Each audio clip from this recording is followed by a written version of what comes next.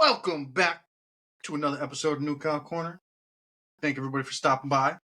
Tonight, Mark and I have our guest, Centaur Gargs, Jamie. We're going to talk about some gargoyles tonight. We are going to discuss all ins and outs of the gargoyle hobby. There's genes, breeding ethics, everything to do with gargoyles we're going to talk about tonight. So you definitely want to stay tuned to this one. If you're not following Jamie at Centaur Garg, guys, go check her out. Show her some love. She would do it for you. So, want to be a community. Everybody wants to talk about strengthening the community. Support your fellow hobbyists, guys. Plain and simple. You know, no one of us is better than anyone else, man. Show love, not hate. You have any announcements or anything you want to say, Mark? Anything you want to run down before we get this show started? No, I'll save my announcements for the end. Just want to welcome Jamie on. Well, I do want to start this off. We've been interviewing quite a few people. It's been awesome, but this last few have been from the Gecko Masterminds. These are a small community from the Gecko Mastermind world that comes out of Tiki. Tiki has a special program where everybody the past couple people, I've been trying to get everybody some airtime that gets on the Gecko Mastermind. So if you're interested in being part of that community, it's great. I that's my shout out. You know, go to Tiki's YouTube channel and you have to subscribe. And there's some great people. There's some great talk that goes on behind the scenes. It's a great little community of people. Obviously, Gargoyle.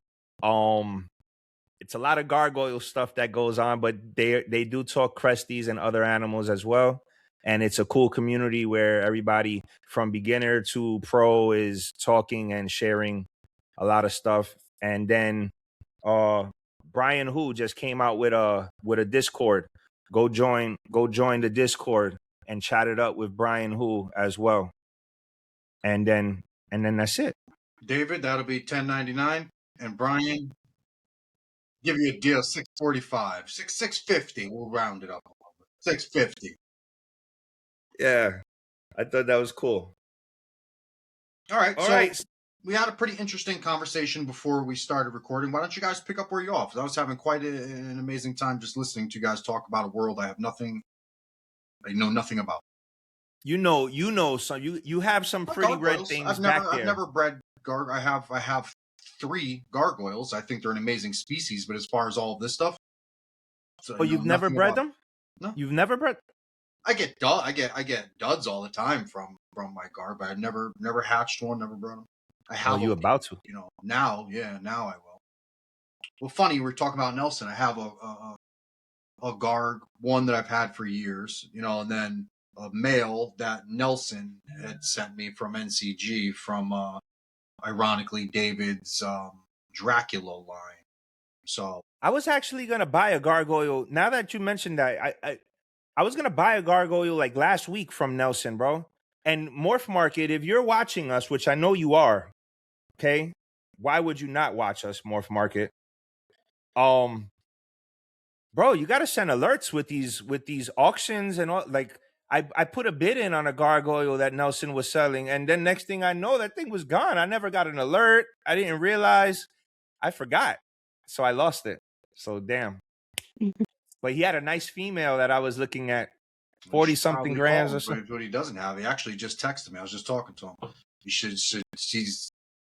I mean, that's a cool way to get a hold of him. Nelson at NCG, guys, for anyone that doesn't know. He's a cool guy, man. Cool guy with some incredible animals, but he also doesn't sell everything on there. So if you have something in mind you're looking for, reach out to him. Which, like most people, you know, reach out to. We're paying the bills. Nelson, we'll send that $5.99 check to you as well. Mike Parkour with the 3D printing. Yeah. Shout him out, all right? $10.99. Send him a bill. Yeah. Chris over at Jungle House building the custom enclosures, you know, selling pre-built, prefabricated, fully bioactive enclosures, terrestrial, arboreal, arid, tropical. $7.99. $7.99. $9.99 All of because that. he gets a lot of money. $9.99. It's $9.99. We gotta keep the lights on, guys. You know. Yeah, man. So Jamie, walk us through. Welcome to the reptile hobby. Well, Walk us through how you got started. Hold up. You guys keep shouting everyone else out. If everyone could just come on, like I've been watching the Gecko Exchange since day one, where the audio was messed up and I still liked it. I'm like, keep it going, guys. To where it's like the new cow corner now, right? If everyone could just awesome show or just get that little bit of interaction going, the algorithm, man. Just a little blurb. I like a little blurb. Yeah, that's true. Appreciate that. We'd appreciate Little that. We little are going to comment pick up the down Gecko below. Exchange again, so don't count that out yet, guys. We are working on the timing, logistics. There's a lot going on behind the scenes. Don't ever count Mark and I out. We got things in the works. Cool stuff are coming. Yeah. This is true. Okay, hey, what's that Garg? The Garg you were looking at to buy? What color was it? It was just what were you looking at? It was like a white base with orange stripes, bro. He messaged me, so I was just thinking. I'm talking to him. I'd be like, "Yo, my, what do you have for Gargs you haven't listed?" I've never been interested in working with red and orange. I'm gonna be honest. I've always admired them from afar, like beautiful, beautiful, beautiful. It's not that I don't like them. It's just I felt I wanted to do something different. But thanks to Signature Geckos, shout out Lewis. Very grateful. I mean, I'm not even gonna lie. That Tampax, I love that gecko. Like, just Tiki got this photo of him just leaning on the corner, and just the way it looks with all of that red. I love that gecko, and I always keep looking at this one Tampax, but I said, nah, I'm not getting into reds. He almost had me a couple of times, but Signature reeled me in, man. Signature hit me, and I'm like, oh my. And then my boy came, and I got two more. I got a red and an orange. And I'm like, where the hell did all of this stuff come from? Now I'm looking at all of these reds and oranges, but I'm still a blotch guy. What are you? Blotch, Jamie, or stripe? I like my blotches, but anything black and white, that's my jam. And you're a blotch guy too? All day. You got a killer. Like, yours is like semi-stripe blotch type of deal, right? When I look at it, I don't know. I don't know enough about it. I know what you call it. I know what you call it. I don't know. You call it beautiful. Yeah, it is. It's that's what makes me think, because not for nothing. I mean, there's these geckos that make all types of headway, right? And get all types of notoriety. When I look at this gecko that Lewis sent me from Signature Geckos, guys, and I'm not bullshitting, I named him Hellhound. You can look on my IG page. This thing is insane. I don't know how much cooler an animal can get. Because when I look at this thing, I mean, it is insane. Like I and I guess if you like stripes, that's something different. But in my opinion, with all due respect to everyone that loves these things, I don't know enough about them. But if you showed me 5 good quality red stripes, they all look the same to me. I've yet to see 2 blotches that are identical. So in my head, I'm attracted to them because I see the differences, and they all have, individuality, if you will. Super high quality red stripe looks no different to me than the next super high quality red stripe. And I guess if you're into them, you can tell. I can't. And that's just a simple explanation as to why I favor the blotches over stripes. But the animal that he sent me is wild, amazing. Insane. Yeah. So go check out Signature Geckos. That's another shout out right there. Signature Geckos, Lewis, doing big things over there as well. And then Jamie is a black and white gargoyle expert. That's her whole program. That's what she specializes in. Right, Jamie? Yeah. Well, I wouldn't say I'm an expert because I'm not. Technically, my first season is going to be this year. And my girls, I have 2 maidens, and they're not even laying yet, but they've been paired. So technically this is my first real season. I have those two waiting on them to start laying. Then I have a collaboration with Connor over at C3 Geckos with an amazing black and white pair with her. And then a collaboration with Eddie over at SGT with my Vanilla really? Ice Eddie's and my his boy, man. pastel. Yeah, Another yeah. shout out, So Eddie. Shout out. Eddie, Eddie. Eddie! Eddie's a cool cat, man. Eddie's a good dude, man. Good yeah, man. Good man. Good father, good husband, good man. Eddie's a good dude, man. yeah. You guys, we had Connor on Last week. her episode Or not last even week, Sunday. right? Wasn't even last week, right? It was Sunday? It was last Is that Thursday. No, that Sunday, was right? that was Nick. That was Nick on Sunday. It was Sunday? Yeah, that was Nick. But that was last week still. Connor, not that she wouldn't impress me, but she was speaking very impressively. Like, so you're not an expert because, this is your first season and you're about to start high, but you're an expert in looking for what you're looking for in order to build your program. So as other people are looking for other things, you are dialing in what you're looking for as far as black and whites. And that's something that could be cherished and admired from you, because guess what? Not a lot of people are going out there looking for black and whites. Is there black and white watches? Hopefully one day I'm working on it. That's the game plan. Oh, really? Yeah. As far as right now, I want a black and white skeleton watch. that would be crazy, bro. That's what I'm working towards. Except Well, I for will buy one. I'm thinking more like the I will buy Venom one too. symbiote. Basically, yeah. Basically. So I got symbiote is gonna be the name of my dark line of crested geckos in 2030. So I'm claiming that name, Jamie. Don't take that from me. Mine's Venom Project, so you're good. For real? For real? Hey, nice. I don't have a dark either, man. I don't even have a dark crested gecko. I have a box, bro. We'll talk. I have a box for you that I have to ship on Monday, but I was gonna talk to you about that afterwards. But surprise. But Jamie, I drank my cappuccino. I'm sweating over here, and you're talking black and white. This is great. No lie. That's how this goes. No lie. When Anthony said a black and white skeleton, in my mind, it popped up. Yo, just like that signature Geckos one you got, but instead of the red, black, bro. Yeah, exactly. That would be crazy. So I'm on Morph Market. I'm trying to look now. I'm looking at what. Oh, you're trying to go shopping? No, I just like to Market. see. I like to look. While I'm looking, I like to see what people. It gives me a. It's how I stay in tune with the hobby. I mean, IG is awesome, but you can only see so much of everything. I work all day. By the time I pick it up, if I don't catch something like in the mix, I if I don't catch it on my feed, I may never see it again. So when I look on here, even though it's not people's best, I can still see what people are doing, I guess. Yeah. Let's see what Jamie's doing. Look at what Jamie's doing right here. This is what you would consider a black and white, Jamie?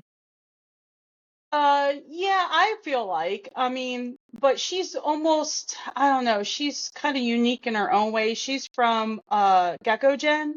So Eduardo or Eddie over at Gecko Gen. Eddie. Yeah. And so that's her fired down, and she's got those bands, and she's phenomenal. And she fires up a little bit more black. She's not really brown or anything. If anything, when she's fired down there across her dorsal, it's almost a little bit pink in a weird way. Not like pink, but just a pink undertone. Like a hue. Yeah. So you've been collecting black and whites. I mean, you have quite a few different gargoyles. Yeah, so I've actually been looking for black and white since about 2018. And I ended up a couple probably like three years ago, almost Yeah, about 3 years ago, I sourced out to Europe because I just couldn't find any in the States. Now I can tell y'all, like people will DM me and be like, "Do you have any black and whites?" I'm like, "No, but you can go here, here, here, here, and here." You know. Now I know where they are. I was over on Facebook, and then I finally came over to Instagram, and I was like, "Oh, there's a whole ass community over here." And so far, everyone seems really nice, and I'm not in any drama, Oh, that's and cool. I don't even know what the drama is, so I like to stay that way. But Can one of you two gargoyle geniuses tell me why this gargoyle is $8,000? Oh, you're not. I thought you were on Morph. I go Why to is this Morph. gargoyle $8,000? It doesn't have a blotch or a stripe. Oh shit! Got to edit that out. Um.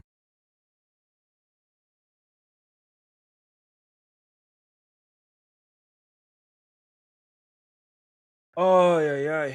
So, Jamie, I'm sorry. yeah, yeah. That is the first time that I have interviewed anybody that has come from Facebook to Instagram. Um, so you was hiding on Facebook all of this time. Usually we I get I yeah, people go saying ahead. they stay away from Facebook and stuff like that. I mean, I wasn't really all that active on Facebook, but it was just the thing to have, and then, the Facebook groups and stuff. Yeah, I just kind of read do a lot of reading, and I was like, well, let me check out Instagram because it seems to be a much easier platform to utilize, where you just post amazing photos and videos and people comment. So I did not realize I was missing out. I was missing out. So Is this the one you talking Yep, about, bro? that's it. Yeah. Why is that $8,000? the coverage and the eyebrows probably, and if someone's willing So to pay it. that's what's considered an eyebrow. That little red over its eye. That's an eyebrow. That right there. That's what'll Is it make an animal that uniform? much money. Seriously. This is where I'm completely clueless. I don't know what I'm looking at. I wouldn't pay no $8,000 for that thing. But again, I don't know what I'm not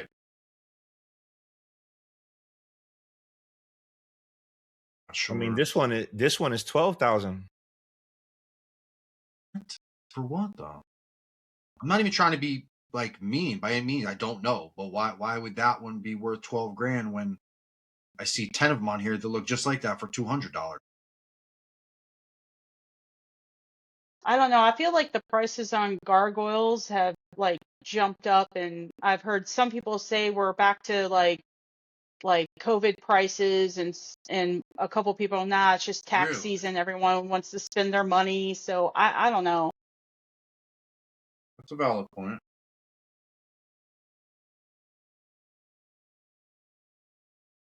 This is considered the lipstick, right? Mm-hmm. Yep.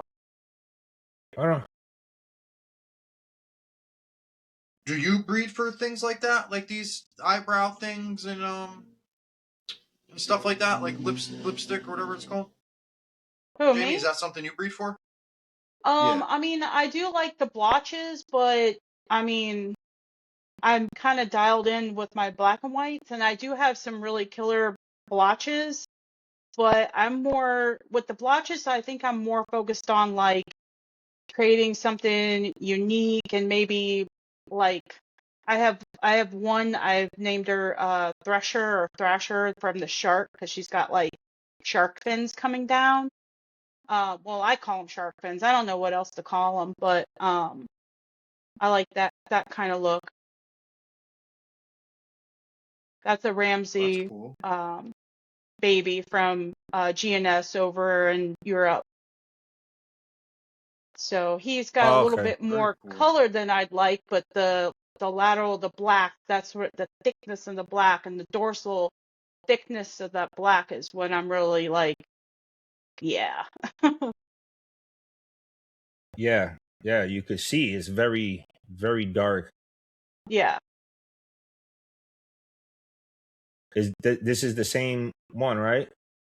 No? No, that one's Oh, from this is different. Canada. Yeah, that one's from Canada, where she's more of a, I don't know if she would, technically, most people would say that she's not like a pure black and white because she does fire up where she's a little bit muddy, like brown, but not like a ugly brown. It's just like she just gets muddy.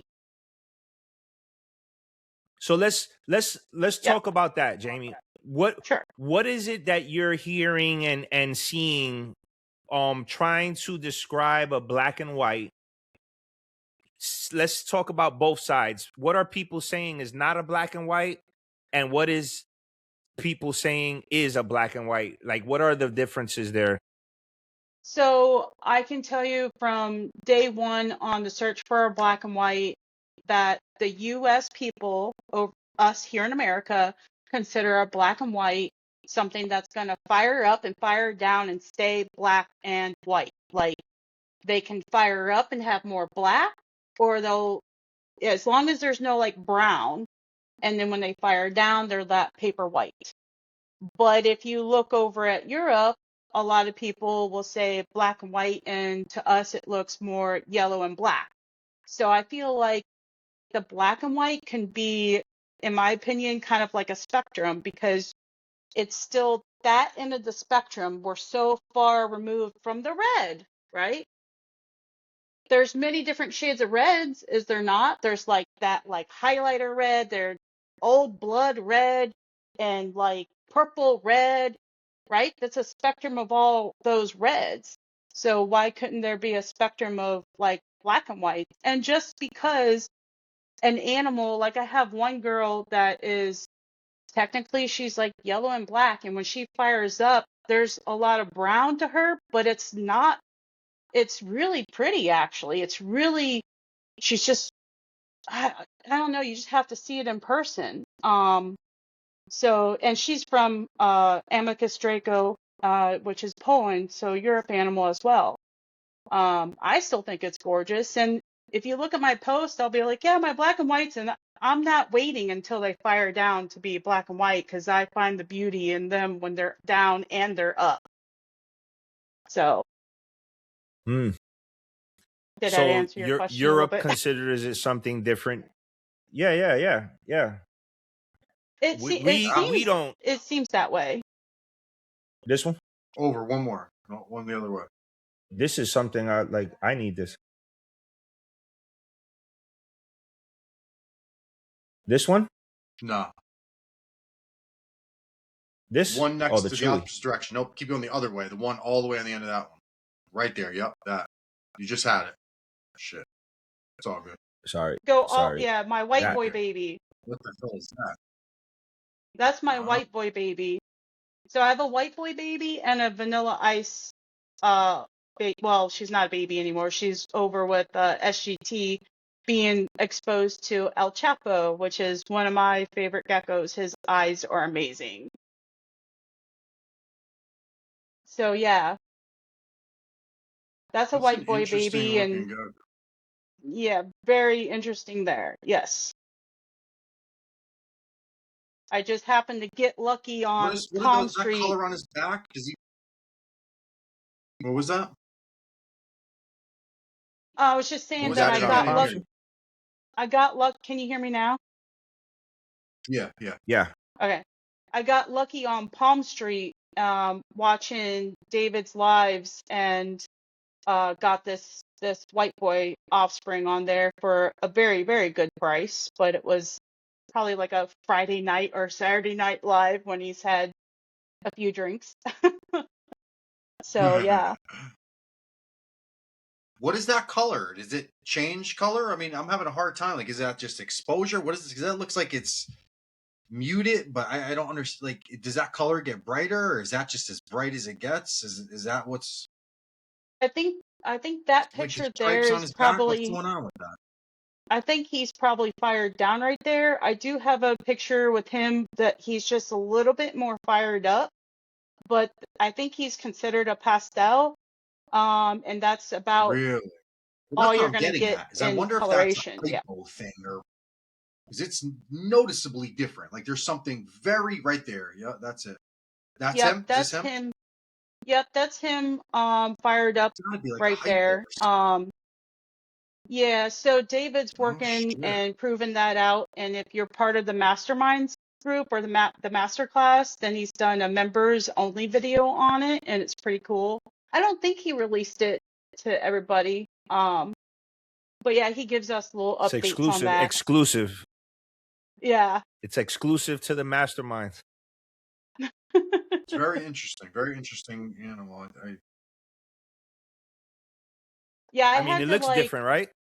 Yeah. oh yeah, Well, yeah. to me.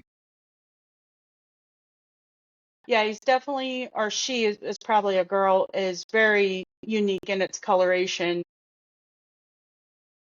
And exposing the Vanilla Ice female that I have to Eddie's El Chapo, we're working with similar like type genes there. So yeah, we're hoping for some magical geckos. Do you have that one in your Instagram? Oh, this is a lot of black. The one that you sent to El Chapo? Yeah, I do have her on here, but that's the gecko gen. Oh, this one? That's the gecko gen. Yeah, that's her completely fired up. Wow. Some thick bands. Yeah.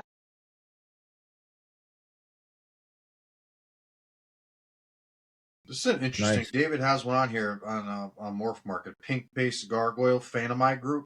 That's a cool looking animal. It kind of got like this hypo thing going on too. Like it doesn't have pattern on it. Hmm. Very interesting. What's that all about? Is there like patternless gargs? Is that a thing? I don't know. What did he say? No, I'm looking at a picture of it. It's here. I'll show you. It's like patternless.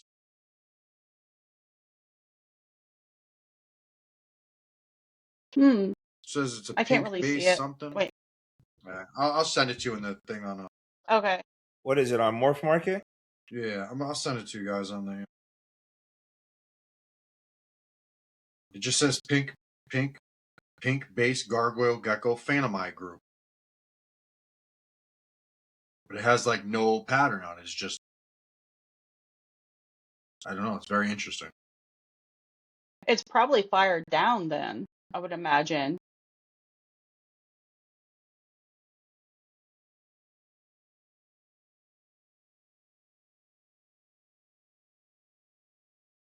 It's on the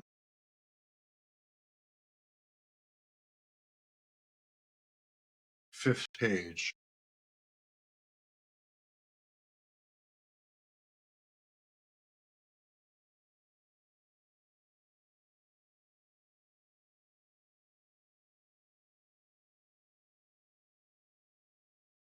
So there is no real patternless then, Jamie. They don't have like patternless gargoyles.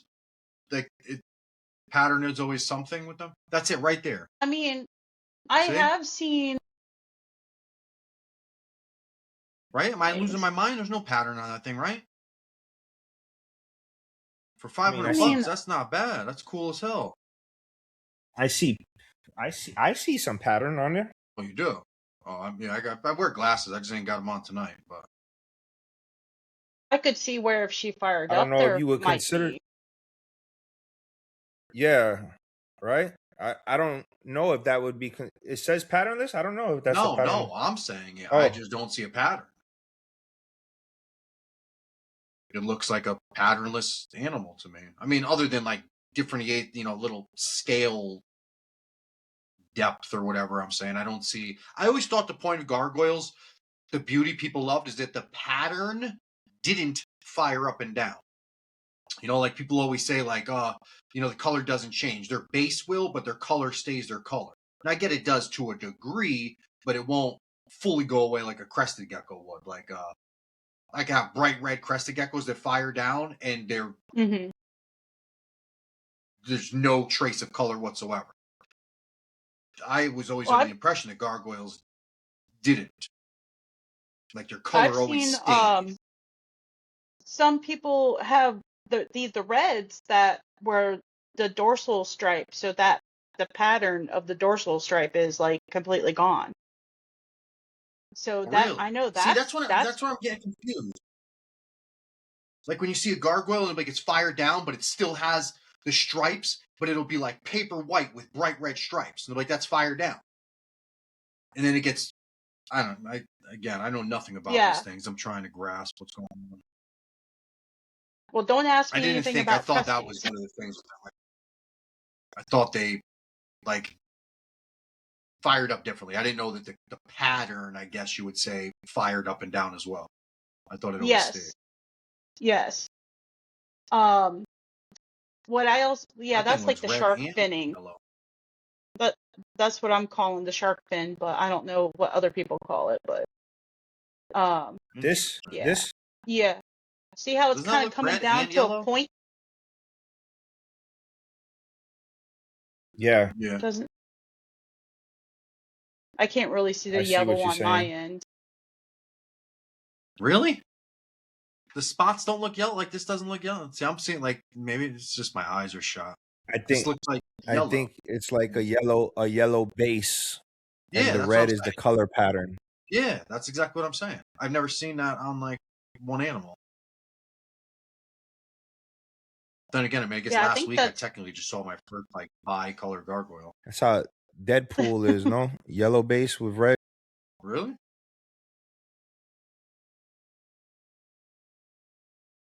The yeah, I world think I so. live He in, just I don't looks see things much. I'm like darker because very he's older, sheltered I with think. gargoyle.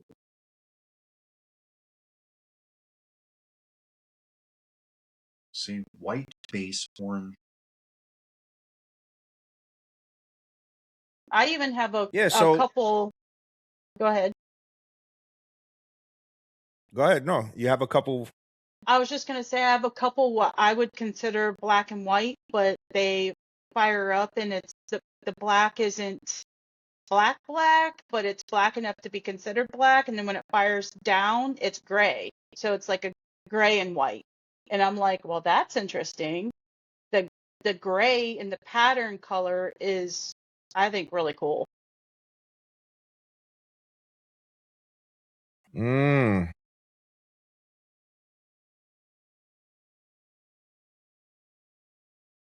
Yeah, that is $8,000. Interesting. In the grand scheme of things, though, I'm sitting here looking, and that probably is, out of all the ones I've seen, it probably is like the best looking one. Like that's still what I'm trying to compare them all to is that one. And as far This as that like pattern and style, yeah, it's the best one I've seen on here right now. But I see them on people's Instagrams all the time that look like that. I didn't know that's how much they work. So that would be is that considered a blotch? I mean, it said, what does it say it is? Skeleton blotch? Like so that's technically a blotch, right? I mean, Does all it the ones I have more see on here, pictures? like I said, that's the best one I I think see. there's also so many different things what people consider skeleton blotching, and I mean, to me, that's almost a fully almost a fully colored animal, or like, is that would be a super skeleton blotch then? Because I feel like skeleton blotch, it needs to look like a skeleton looking back at me.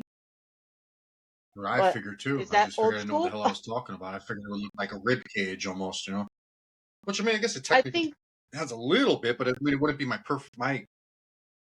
definition of. But I think that's why, like, when I start posting animals, I'm just gonna be like, this male, like, kind of like what Cosmic Exotics does with Paige. She'll be like, it's from this one to this one, and just put, the name down there instead of like exactly what it is, because it's so controversial.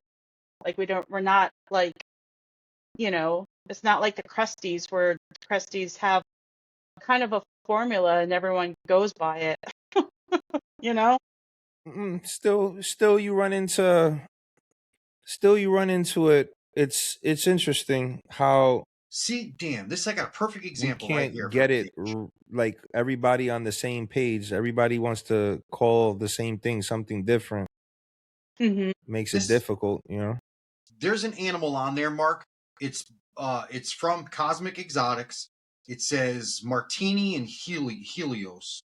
This animal that she shows it fired up and fired down. The color does not change. The base changes. This is what I was trying to say. This is what I thought they all did. This color on this animal has not changed. The base goes from damn near black to paper white. The color is exactly the same.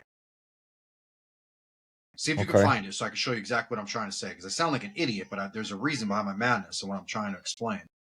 What is it? Let's look at pages. Martini.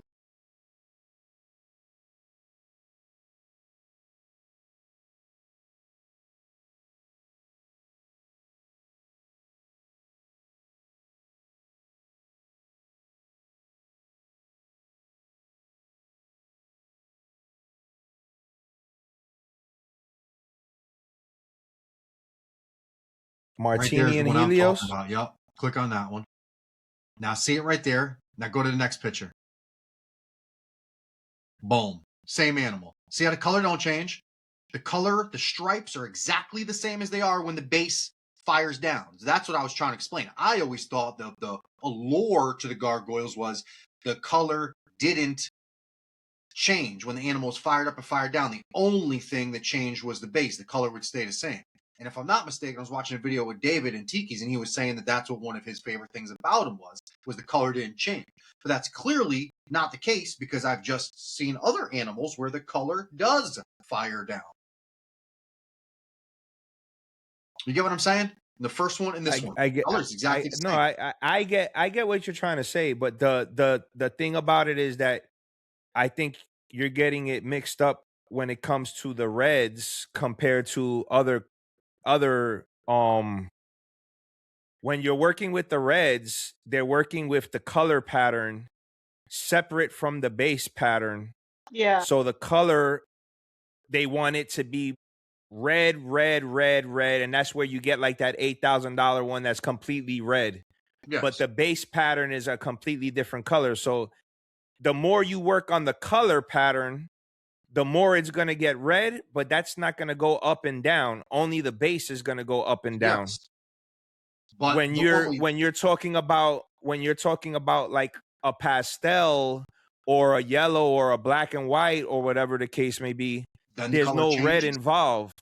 There's no red involved. So that's why you're not seeing that strong color. That's what she's trying to work on. So if we go to her Instagram, and so like, what her project is the Venom stuff. This one? Right there. Yeah. That's a good example of a European. That's actually from Amicus Draco. And she's fully fired up. But when she fires down, she's white. So the pattern color does go away on that animal. Yeah. But that's where you're getting confused, because they don't consider this yellow pattern. They consider that base. Oh, really? Well, see, that's what I'm saying. I thought that was, despite the color, it was patterned. I can't really explain what I'm trying to say. Because the yellow is where you would normally see red. Yes, which is the patterned area. So from, and I don't know, somebody text or chime in the comments, but from my understanding is there is no yellow color pattern is what's considered out there in the hobby. So when you're seeing this yellow in the spot of where red normally is, to us, we're saying, oh, wow, that's a yellow gargoyle. But to others, there's no such thing as yellow pattern, so it's not a yellow gargoyle. Yeah, this is why I don't breed them, because I'm clearly looking at yellow stripes. But it's just the unknown. Like, what do you consider that, Jamie? Black and white? I mean, I want to say she's black and white because she fires down. It's white, paper white, and she's black. Like, the black doesn't get thinner.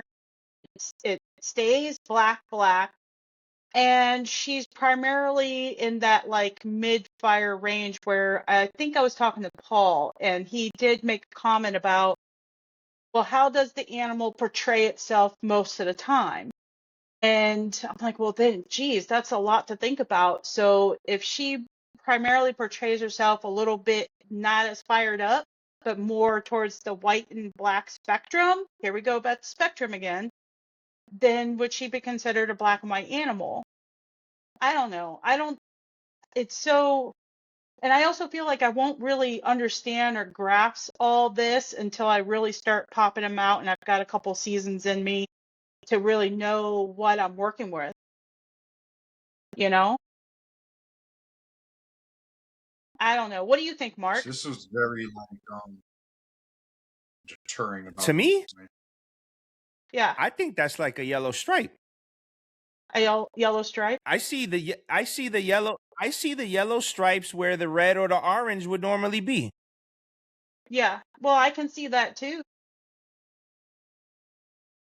So I don't know no better. I'm a rookie when it comes to gargoyles, so don't trust what I say, guys. But But I commonly, if respect I don't y'all's know opinion. nobody, right? Yeah, if I don't know nobody and you show me a red gargoyle, right?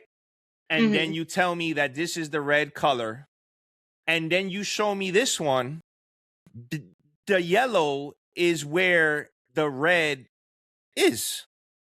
But what if I showed you a picture and So, she's white and black?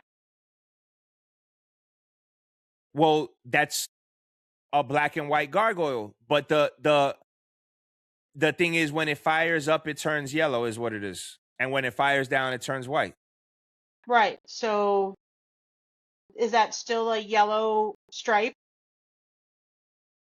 It'd be hard for us because we're crested gecko people. Like if you take an exantic crested gecko phantom, it's not you consider it an exantic because it's black, right? It's black or it's gray. When it fires down, it's like a paper whitish slate color. I mean, we wouldn't. I mean, so what I've seen, I don't know no better, and I'm not arguing the point or from my reading, what has been described as a black and white gargoyle gecko is purely black and white. I have not seen it with yellow. So I don't know if they took the pictures and it was fired down and they're not showing it fired up. You know what I'm saying? And then when they describe it as yellow, you see the yellow. So I don't know how that works. Are they taking pictures of a gecko that's not fired up and saying, "Oh, this is a black and white," but then when it fires up, it turns yellow? Or like I don't know. Which, mind you, like I could only take photos and videos of my black and whites, and everybody would think, "Oh, she's got all these amazing black and whites."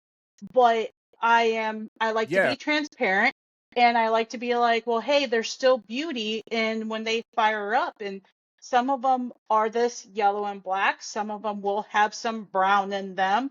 That's why I was like, well, I feel like it's kind of a spectrum, so we're not just narrowing ourselves down to just that black and white. However, that would be really fucking cool to have, excuse my French, really cool to have a black and white animal without any like pattern color, and it stayed that black and that white. But if there is a black, quote unquote, black and white blotch with my Venom line and it fired up a little brown or a little yellow, wouldn't it still look amazing? Because there's nothing out there like that yet, for sure, right? for sure, Right. for sure. So, for sure.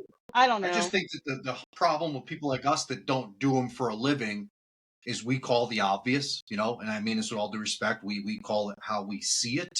Once you're in them, you're the artist. A lot more is left to your interpretation.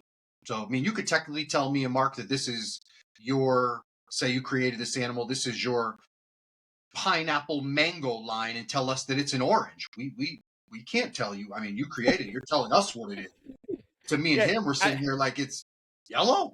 Like we wouldn't know, you know. When you're the gargoyle breeder, like I said, when you're the artist, it seems like with this species, not just you, with gargoyles, a lot is left to the breeder's interpretation. You could tell us whatever you want it is, and we have no right to say that it's anything other than what you tell us it is. If it's a black and white, it's a black and white. I mean, I could go out and take pictures of the sunset every night and start telling people the sky is orange. The sky is orange. What do you mean the sky's orange? Sky's blue. No, it's not, because I'm showing you pictures of the sky when it's orange. The sky is orange. I can't really argue that. I mean, it is for a small period of the time, but I mean, you're right. The sky's orange. I mean, I can't argue it. You know, it's I think, you know, that's one of the cool things again with the gargoyle community is there's a lot to, you know, to be left to the individual breeders, the artist's interpretation.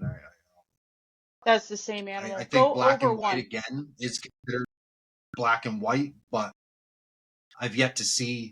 I mean, again, if that's the hobby's definition, then that's the hobby's definition. I mean, I what the hell do I have to say? So that's what we need to figure out. What is the hobby's definition?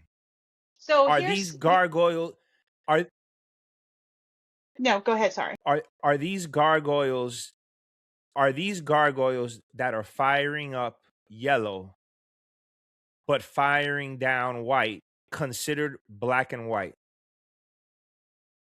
Is that what they're saying? That's what it sounds like. Are you asking me? Or we don't know. Yeah, you're the one that knows. We don't. We're asking. I'm seriously asking you because it's honestly not to put you on the spot. Let's talk about this together. No, what I have gathered over here in the States, and I talked to Paul about this, is that, and what he considers black and white stays black and white. And I do feel like some people probably over in Europe consider, you know, I'm not trying to speak for all of across the seas, but it seems like they have their black and whites are on more of a spectrum. There's more leeway for what they consider a black and white. I get it. Yeah. Oh, got you. So that's where so I'm gonna show you something. And that's where I don't know, but this is what I'm seeing. Just to point that out, Mark. We're taking it like as literal, like black and white. Yeah. But the reason why I'm saying it is because you see, this is labeled as a black and white, and it looks pure white, like a lily white. You know what I'm saying? Mm-hmm. But I don't know if that picture was taken when it's fired down. And then you know what I'm saying? So I don't know. Right. But they label that as a black and white, and then they'll come over here and label this as a yellow. So I can't really see the picture, but I'll be able to see it later. That's why I get confused with it. But talk to me about this gecko. So another thing I've talked to Paul about is white. White isn't considered like a quote unquote color yet, but this animal here, wholesale gecko that I bought at an expo, and what I'm drawn to her with is the black. Okay, look at the concentration of the black and where I'm trying to go with the black white blotch, so to speak, right?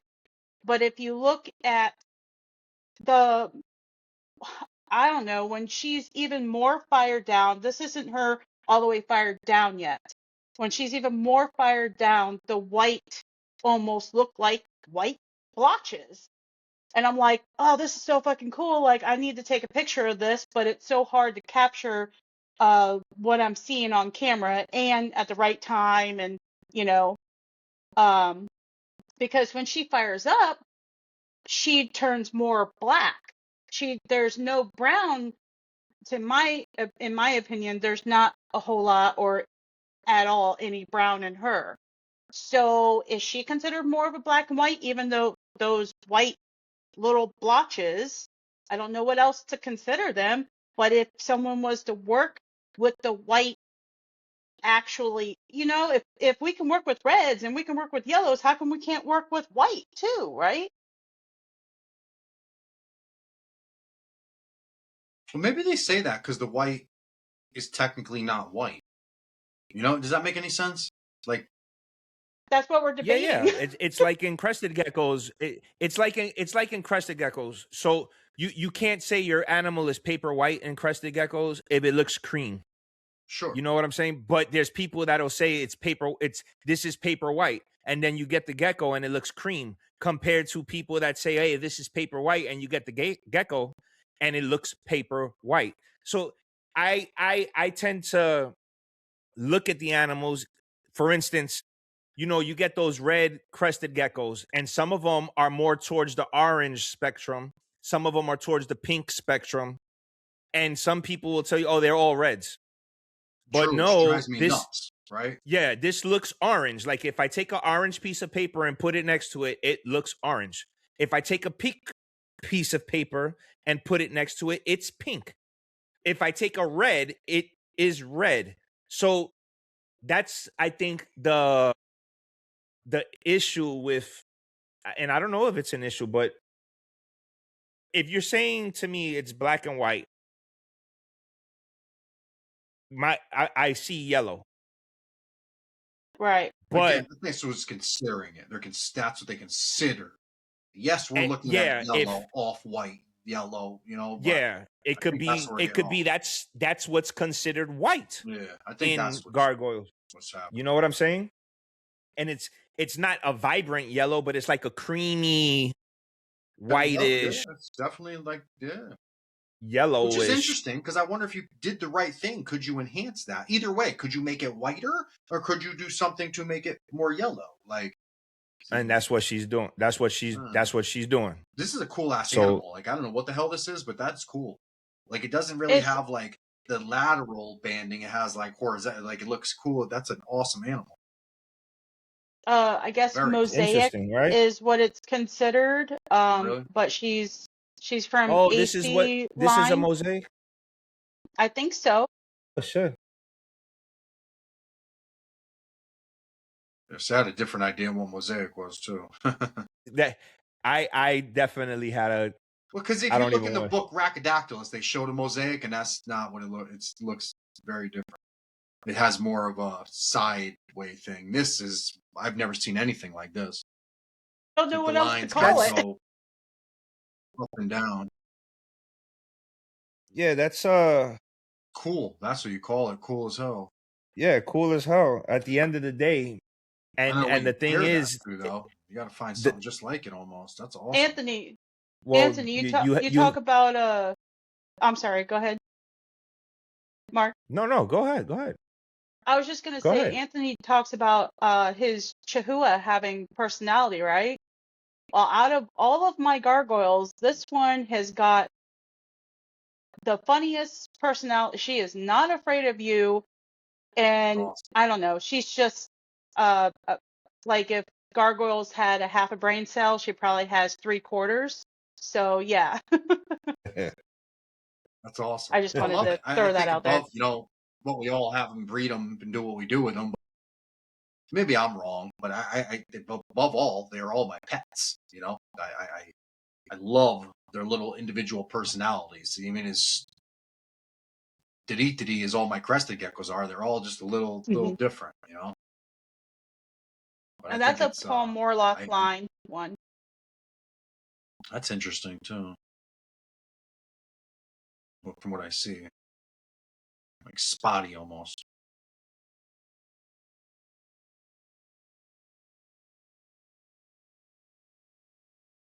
How many animals do you have?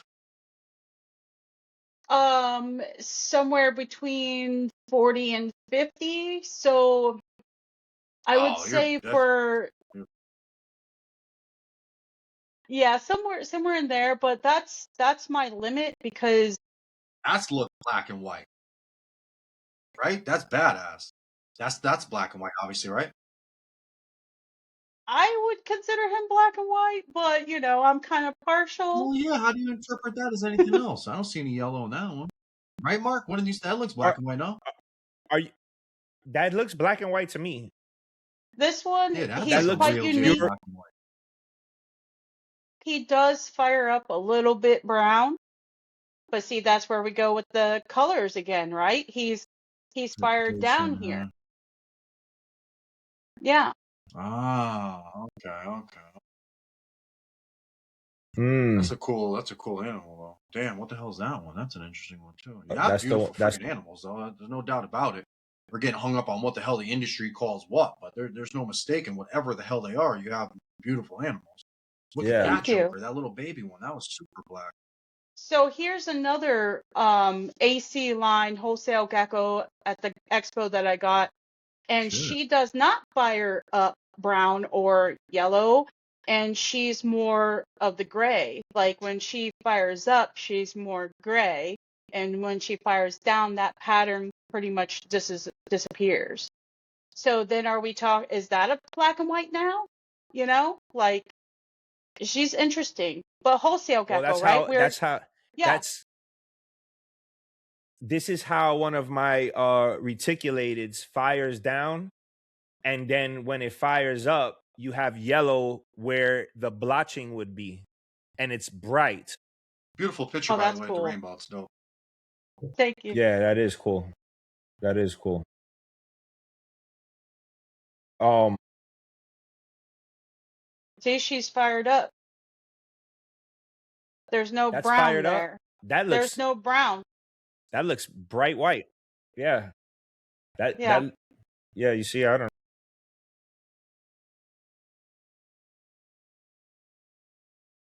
Interesting. But yeah, we were talking a little bit before the So is brown a podcast thing? about. Is there a brown in? Go ahead, Is there a Anthony. thing such as brown? What do they call brown? What do they call brown gargoyles? Is that a thing? They brown and white? What do they call brown ones? Ones that are like obviously brown. What do they call those? Nat wild types? I have no idea, but I do have some that fire up and they're a little bit brown. That's your boy, Mark. Which is cool. That's like freaking cool. Why that's what I'm getting so deterred with is like the interpretations. Like, why aren't we just calling them what they are and respecting them for the beauty that they are? Despite what anyone calls it, they're clearly beautiful. I mean, I wouldn't want to, not you, but like someone else, we're going to argue whether it's red, orange, yellow, brown, black, or white. Like, let it be what it looks like, and then let's acknowledge the fact that it's beautiful, and we'll do something with it. Like, I just I think they're gorgeous. The names are what's killing me. Like what they're called and classified as opposed to just what they are. I mean, there's And nothing wrong. I everyone think has their. browns are beautiful. I love mainland Chihuahuas. Huge majority of them are blacks and browns. I think it's gorgeous. Yeah. Yeah. Is that going to have Phantom? Is that Phantomine? Yeah. No, it is. My eyes look dark. Mark has this animal. This is from Hawaii at Gecko Yeah. Cove. I cried just purchased a this little one bit from when her. I sent him out.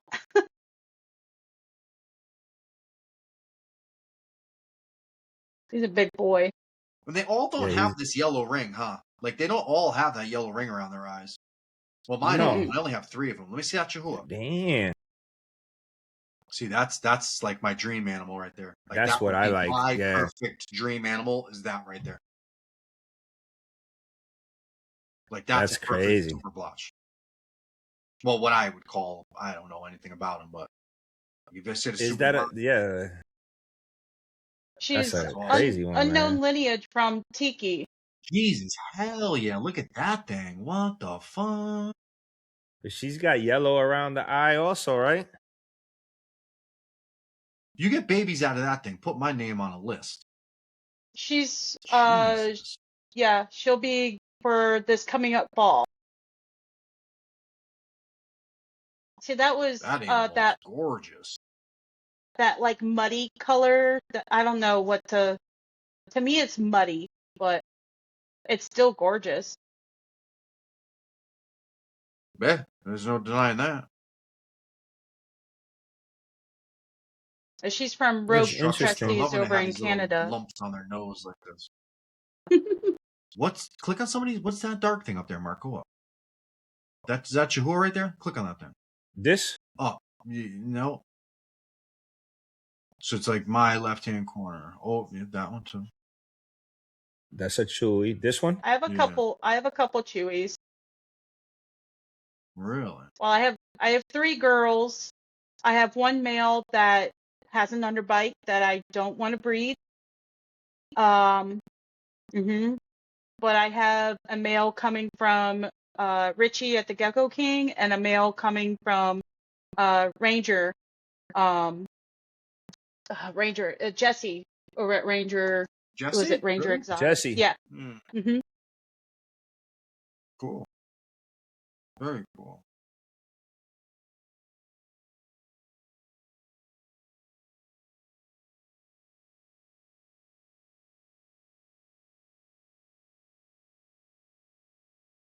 That's a good example of a black and white baby and how it grows, like how they start out and then yeah.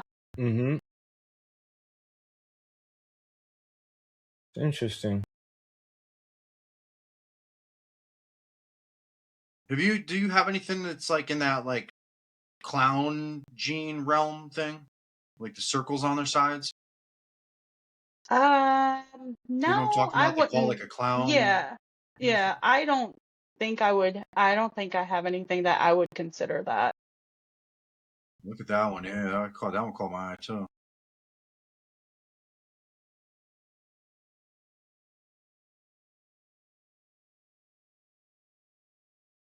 Like this, you're talking about? Like these circles? No, it's like a weird pattern. It's hard. I can't even explain it. You'd know it if you saw Yeah, it. Like the he's talking stripes on the about side somehow turn into these circles on the animal side that look yeah. like figure eights or something. But I feel like there's like even nobody can like I thought the clowning was like the black patterning that circles the color pattern, but I don't know. Well, kind of. I mean, the ones that I'm thinking of actually do. The ones from Boris, they yeah, they're interesting. I mean, I guess people are trying to refine them more now, but I've seen them years ago when he was producing them. It was, again, Mhm. I know nothing about Gargs, and it was easy for me to tell something was different. Mhm. Clowns? Yeah, That's something from the UK, right? Or Korea? I don't think either. Boris. I think it came from here in Oh, the States. oh, it's from Boris. Well, he's the first one I ever saw had it, and then I was listening to the video with Tiki and Paul Morlock, and they were talking about it, and they had said, yeah, the ones from Boris. And I didn't even realize that was my buddy Boris. And I asked him one day, I'm like, yo, are you the Boris that Paul Morlock and Tiki were talking about? He was like, of course I am. I was like, no shit. So you were the first one that Of had it. course, there's only one Boris, and it's Exactly what me. he said. That's exactly what he said. Of course I am. There's only one Boris. He's just that type of dude, though. He produces all types of gnarly shit and just is not in the least bit interested in claiming a morph or a gene. He doesn't want anything to do with it. But he's been making them shit. 2018, 17. I seen him with him. Really, I have not seen one of those You in you person. will if you see it. You'll know. You'll. They're like, instead of the lines on the side, how they almost shadow each other. You have like a super black line with a different colored line. Instead of being a line on the side, they make circles or figure eights on the animal's side instead of straight lines. There'll be. It's interesting. Yeah, it's. Oh, I seen that. Yeah, that's what I'm I saying. You've seen that definitely seen it. today. I seen that today. But now apparently there's quite a few people that are doing it. That gecko looks familiar. Hey, there you go. Available DM for details. Little pitch right there if you're interested in a phantom. Where was I? What's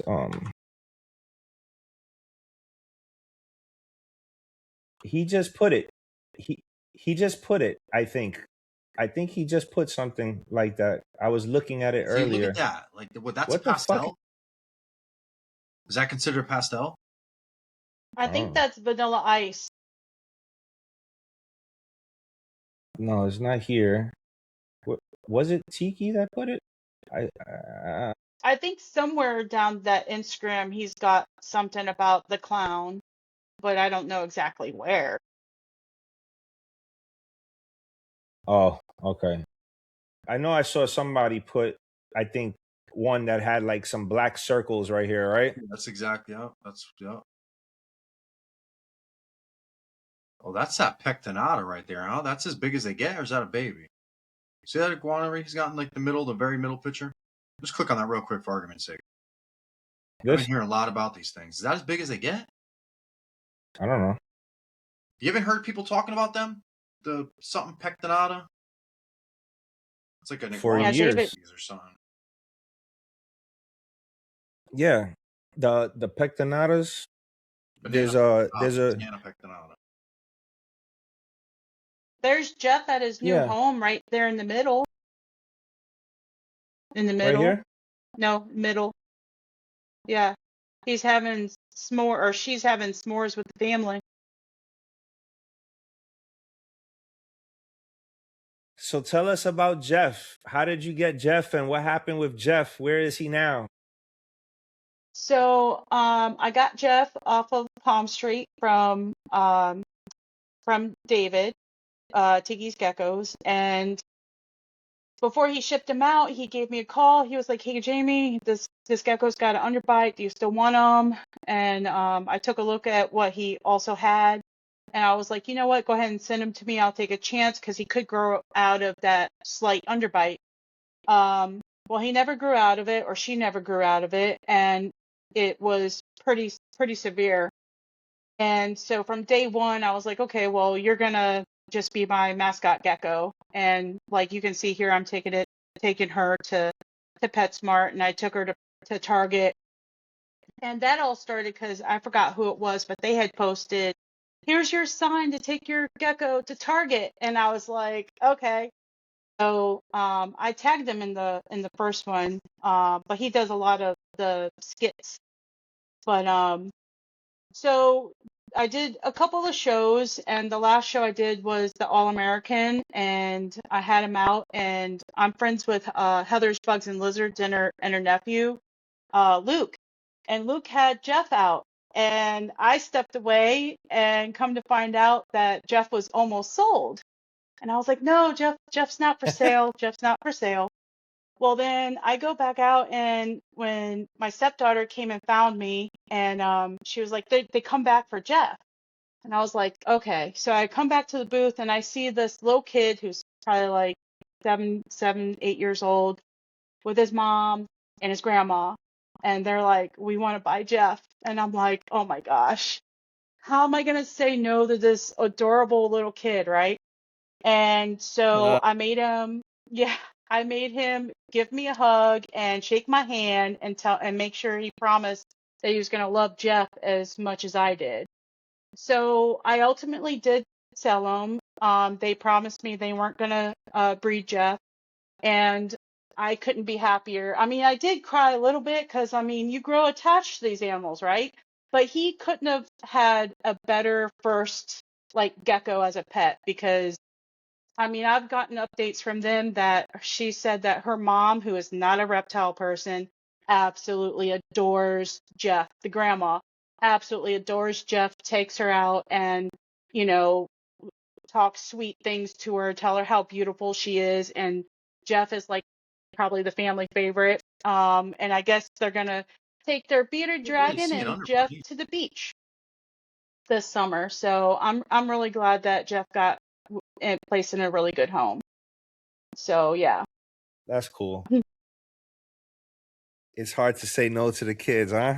They got you. Yeah, I got a yeah. Chihuahua that I And then take around with me all summer. what's that? You take it. You've taken him. You've taken My him to Target. my Chihuahua Gunner, yeah, take her everywhere. She'd sit Shit. in my pocket and curl up, stick her little head out, man. I take her everywhere. Go drive with For her. real? She'll chill on my dashboard. She don't move. Yeah, everywhere. In the summertime, obviously, I don't take her out in the winter. But now I see the underbite. But she's Yeah, freaking awesome gecko. yeah, Good yeah. conversation starter. Yeah, Jeff was starting to have a little following too, where people came up to the um to the to the booth. Now, mind you, I've only done 3 expos, period. Like at all, like that's it. And even at the first expo, they were like, "Oh, we know Jeff and this that." And I'm like, "Really? Cool. That's pretty cool, you know? You guys know my gecko. That's awesome." So, yeah. I feel like that's real cool when you have a nice little mascot that people get to know and always want to come see. Yeah. So now I need It's another one. now you need to get another.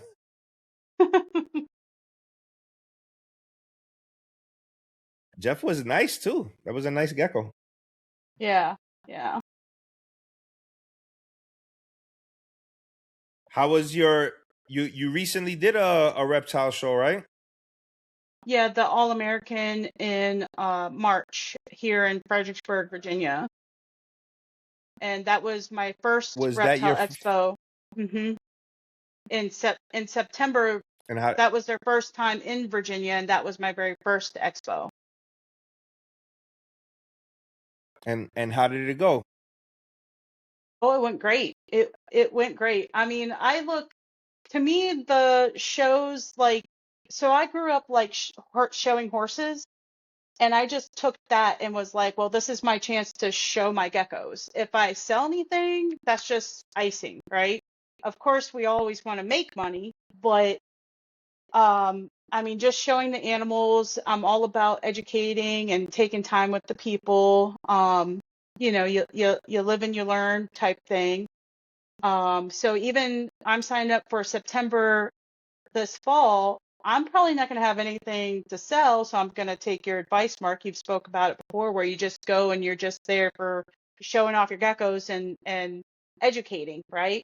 And that's probably what I'm going to end up doing, because I probably won't have anything, and I'm at a point at my max capacity where I'm starting to feel some anxiety, and I recognize that about myself, and I don't want any more animals. Even though I was just at an expo, I picked up another one, but I really got to draw the line, because when I'm starting to feel Welcome, anxiety, welcome, welcome, welcome.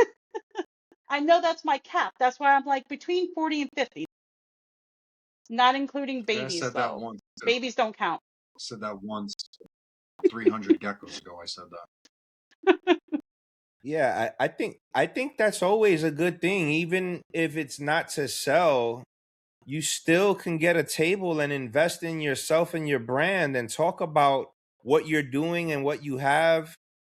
That still leads to future sales, you know? hmm That hmm one person that you talk to or gets your number or follows you, it's other aspects of it that may not involve sales. I wish more people would take that into consideration and not just want to do shows for sales, you know?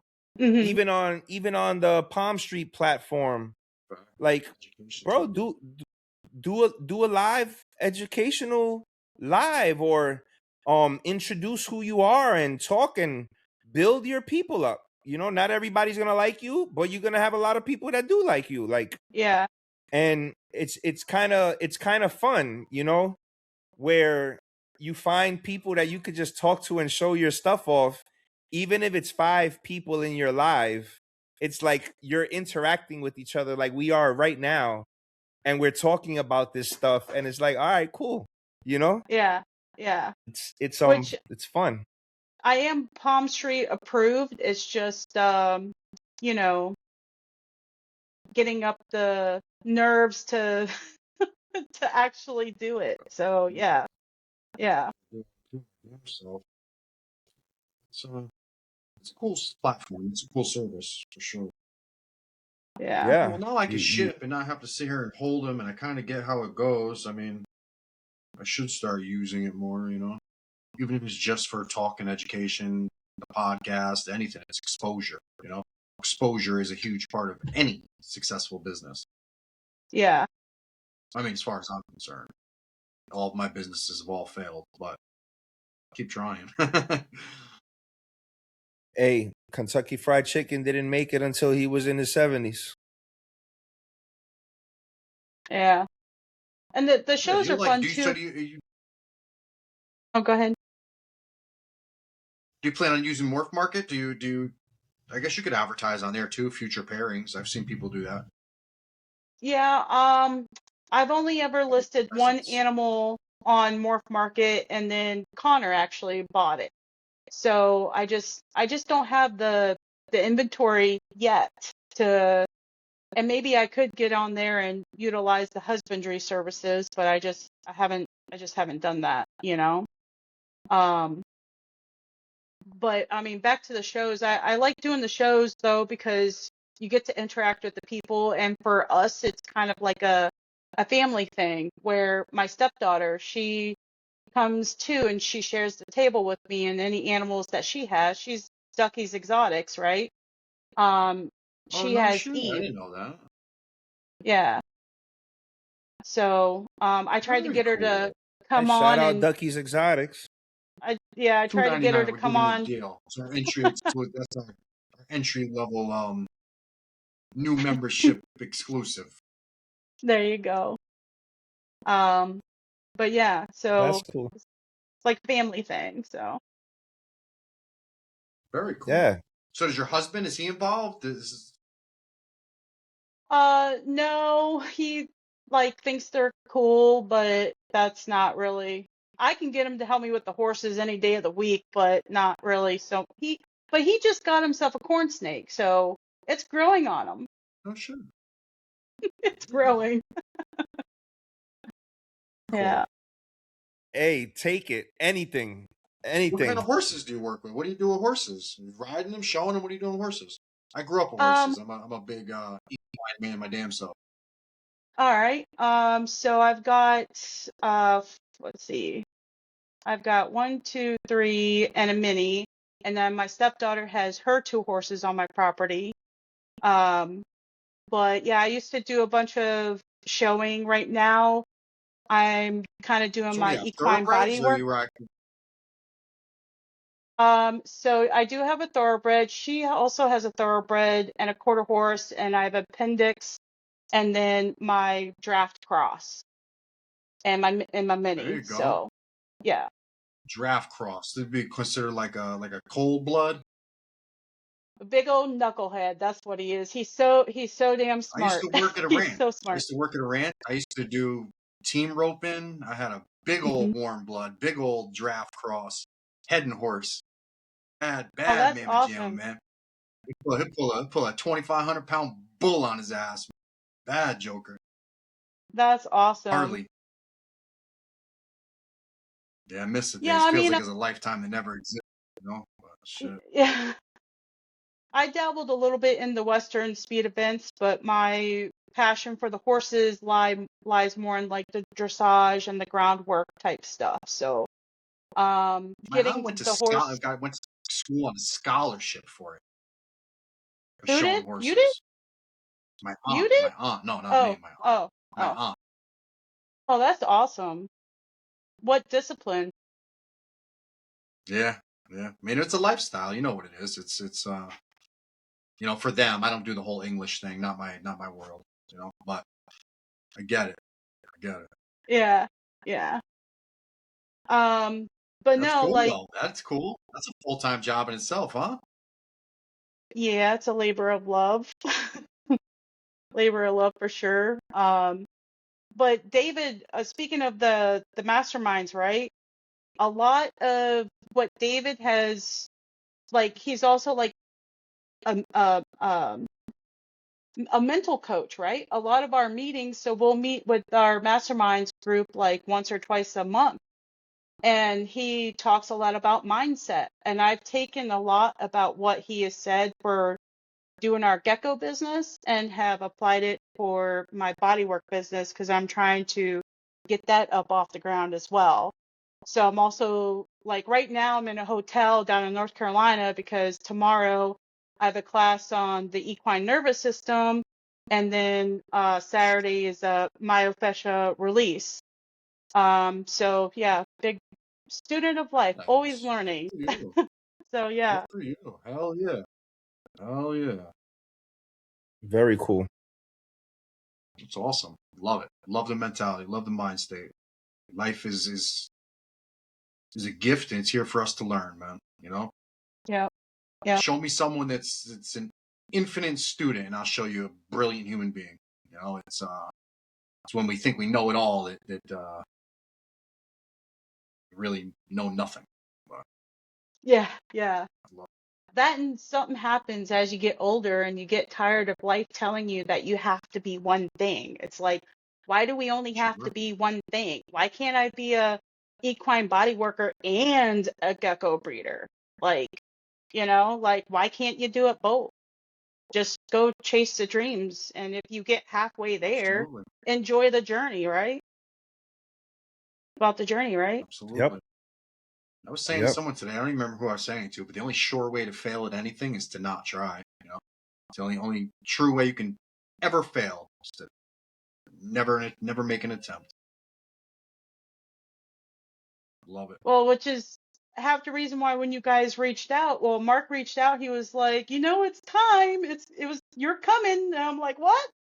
And I was like, oh man, I have nothing to say. Well, not nothing to say, but like I feel like I'm still learning and I'm still new in the hobby. But I also knew that he went back and told David. I don't think David would let me down for giving up a chance to come on. So you got to stretch that comfort The zone in the order for you to grow. the thing about it is I reach out and I get a lot of that. I'm not ready, or I don't really have nothing to contribute to the hobby. And you know, at the end of the day, you being in the hobby contributes to the hobby. You know, every person that we can continue to bring into the hobby and keep growing the hobby is what it's about. And as you're in the hobby, the landmarks that you make through the years, eventually, if you stick to this, just like every other hobby, maybe eventually you'll be out of it, and maybe you'll be in it to the end. But when you reach that landmark of being here 20 years, you look back at this and it's like, wow, I remember when I first started. I remember when this, that, the other. But what you're doing right now is opening the door for all the other women who are equestrians, all the other women who are doing multiple things, all the other women that are telling themselves, I can't do it, or I shouldn't do it, or they're like, well, damn, Jamie did it. Jamie is doing it. So you know what? I'm going to try. Or Yeah. I'm going to do it. And that right there, that's what you're bringing right now to the hobby. You're bringing your strength, you're bringing your vision, you're bringing your passion, and you're opening the door for everybody else to say, I can do it too.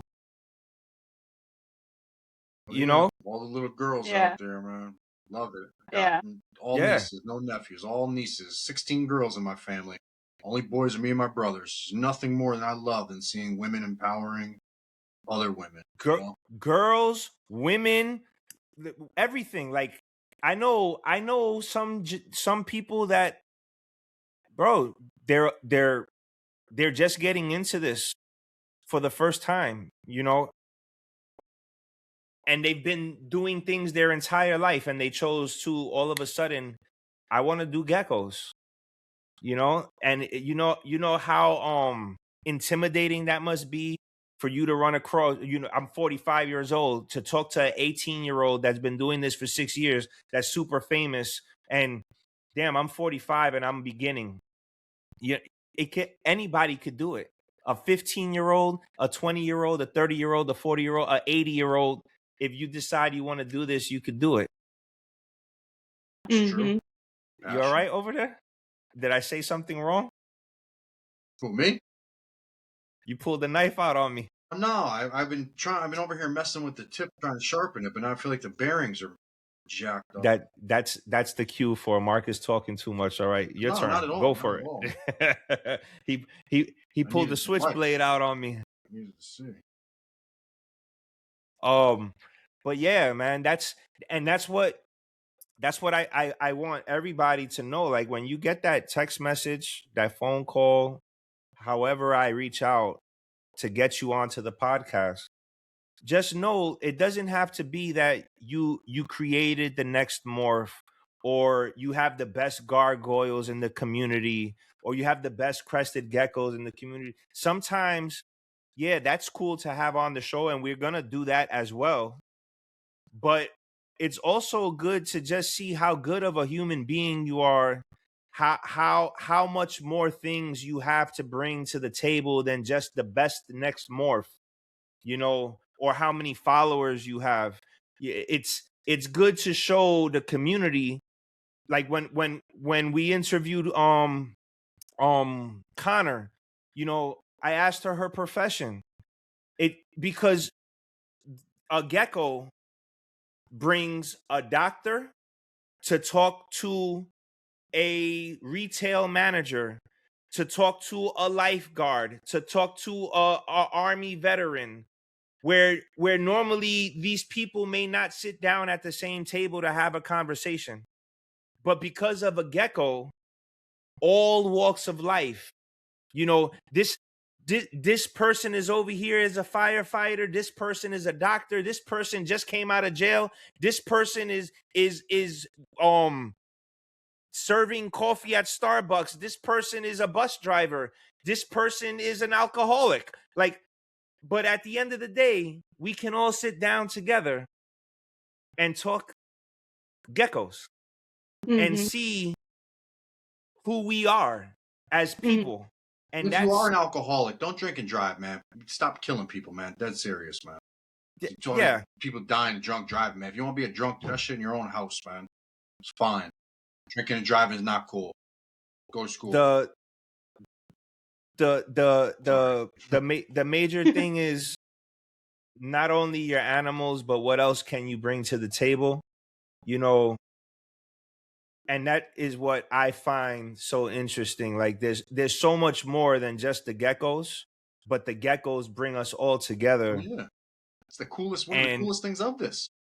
And that's what Anthony and I focus on, why we do this, because really and truly, we just want to continue to build and build and build as much of a community as possible, which in return helps spread knowledge, helps spread sales, helps spread animals. Like, it's just never ending. So hopefully we are doing justice to that. But yeah, and hopefully this is the first of many podcasts to come, Jamie, for you. Right. You know, hopefully this experience opens up the door for you to say, hey, you know what? I am scheduling my Palm Street. And, you know, you could get on that Gecko Masterminds and, hey, Tiki, Palm Street scheduled, boom, next show, all of this stuff. Like, yeah. And it now you're feeling more and more comfortable. You know what I'm saying? Yeah. And I think that's amazing, man. I think that's amazing. I'm trying to get, and if anybody else is watching from over, we're going to get all of you on. I'm trying to get every single one of you on. Get your feet wet. Well, even in the beginning of the Masterminds group, he would tell us to turn our cameras on. He's like, you guys need to get more comfortable in front of the camera. Turn your cameras on.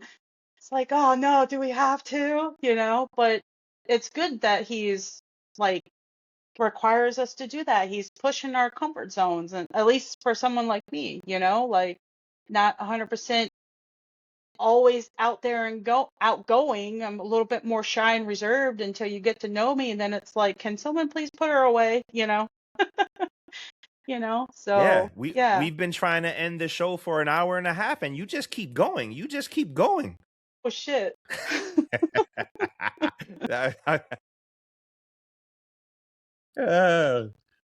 No, it's cool though. It's cool. It's cool. You have some very nice. You have very nice taste in gargoyles, and you're curating a very special program over there. It's looking very good, very promising for the future, man. Like, yeah, I've actually, I mean, you've inspired myself. you've inspired me with some of your animals, to be honest. Awesome, awesome. I know our Gargoyles Ricardo, he's actually working on something very, very similar to what I'm working on.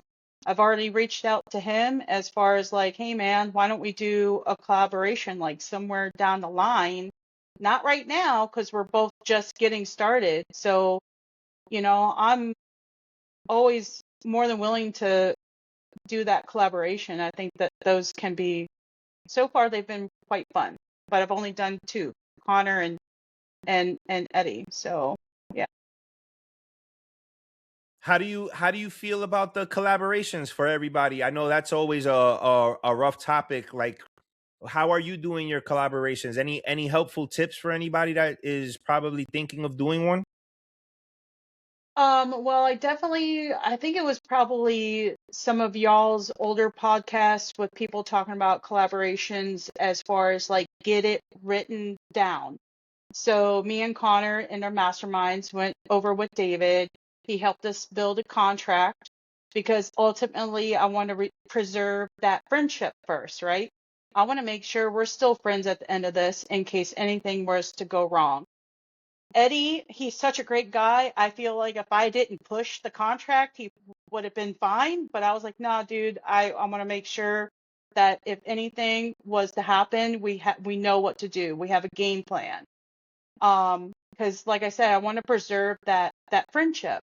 So that would be my biggest advice would be get it written in black and white for any kind of scenario. Don't ship your mail out like I did to Connor, unless if you really trust that person, have them ship the female to you, or you ship the female to them. But yeah, that would be my advice. Yeah, I mean, at the end of the day, if you really look at it, the trust has to be there, regardless of the fact, male, female. If you ship the female, they could keep eggs and say they never had the eggs. If you ship True. the male, they could breed it to multiple females.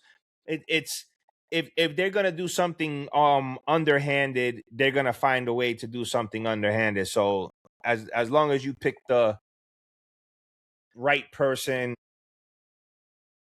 it's I Well, mean, you gotta take. definitely Have you ever done any need collabs, who, Anthony or me? Or Anthony? Have I? Yeah, no, I would. I haven't. I I mean, haven't. with the right person, I'm not gonna say just anybody, but just for the greater good of a species or something or a project, obviously. I mean, I think it's definitely best if you've already have somewhat of a rapport with that person or some kind of a relationship with that person, um, instead of just asking Joe Smo, hey, I really like your animal, want to do a collaboration? Like, Yeah, so, yeah, I mean, I guess you could for go about sure. that way, but, yeah. I've seen posts on Instagram that people put up a gecko and says, "Oh, I'm looking for something to pair with this. Reach out with any photos or whatever." And I guess I've seen some posts like that.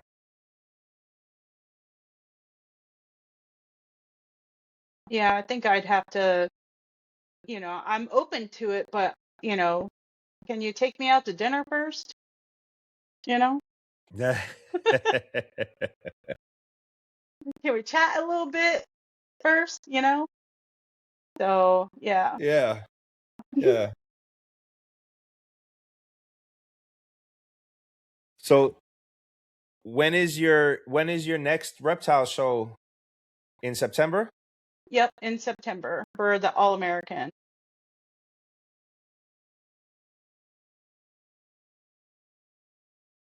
So from now to September, I assume there will be a scheduling of at least one Palm Street.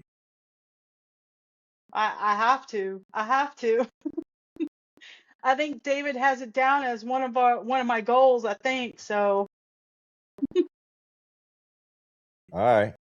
I don't want That's to get in cool. trouble. That's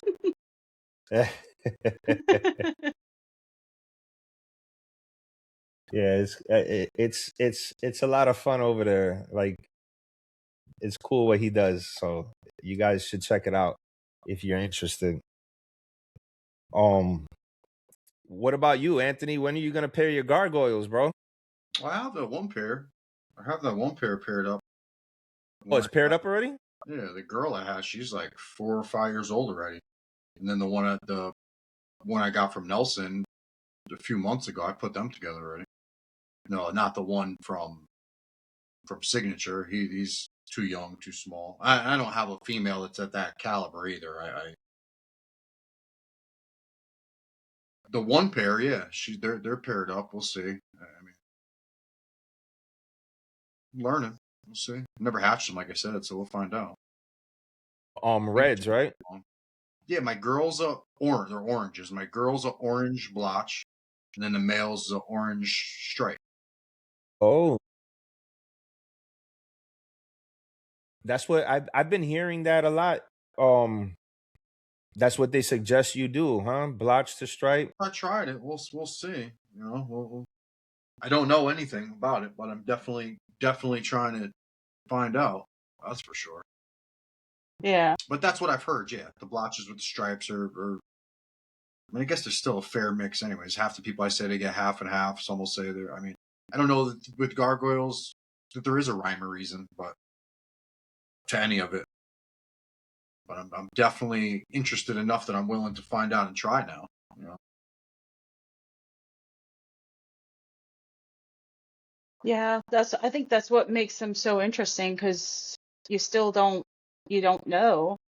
And then if you actually, I think it was Andrew who was just on with Gargantuan, right?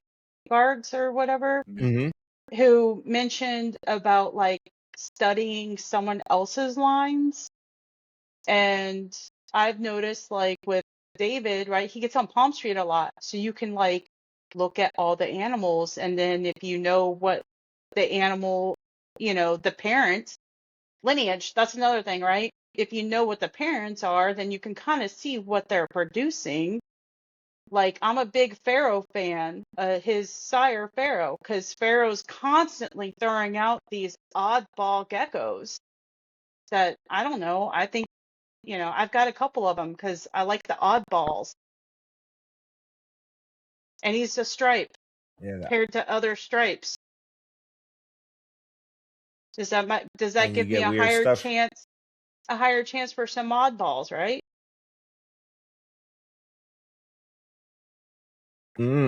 That's interesting. Yeah, yeah. I've heard that. I've heard that. It's very a lot is unknown when it comes to that type of stuff with gargoyles, huh?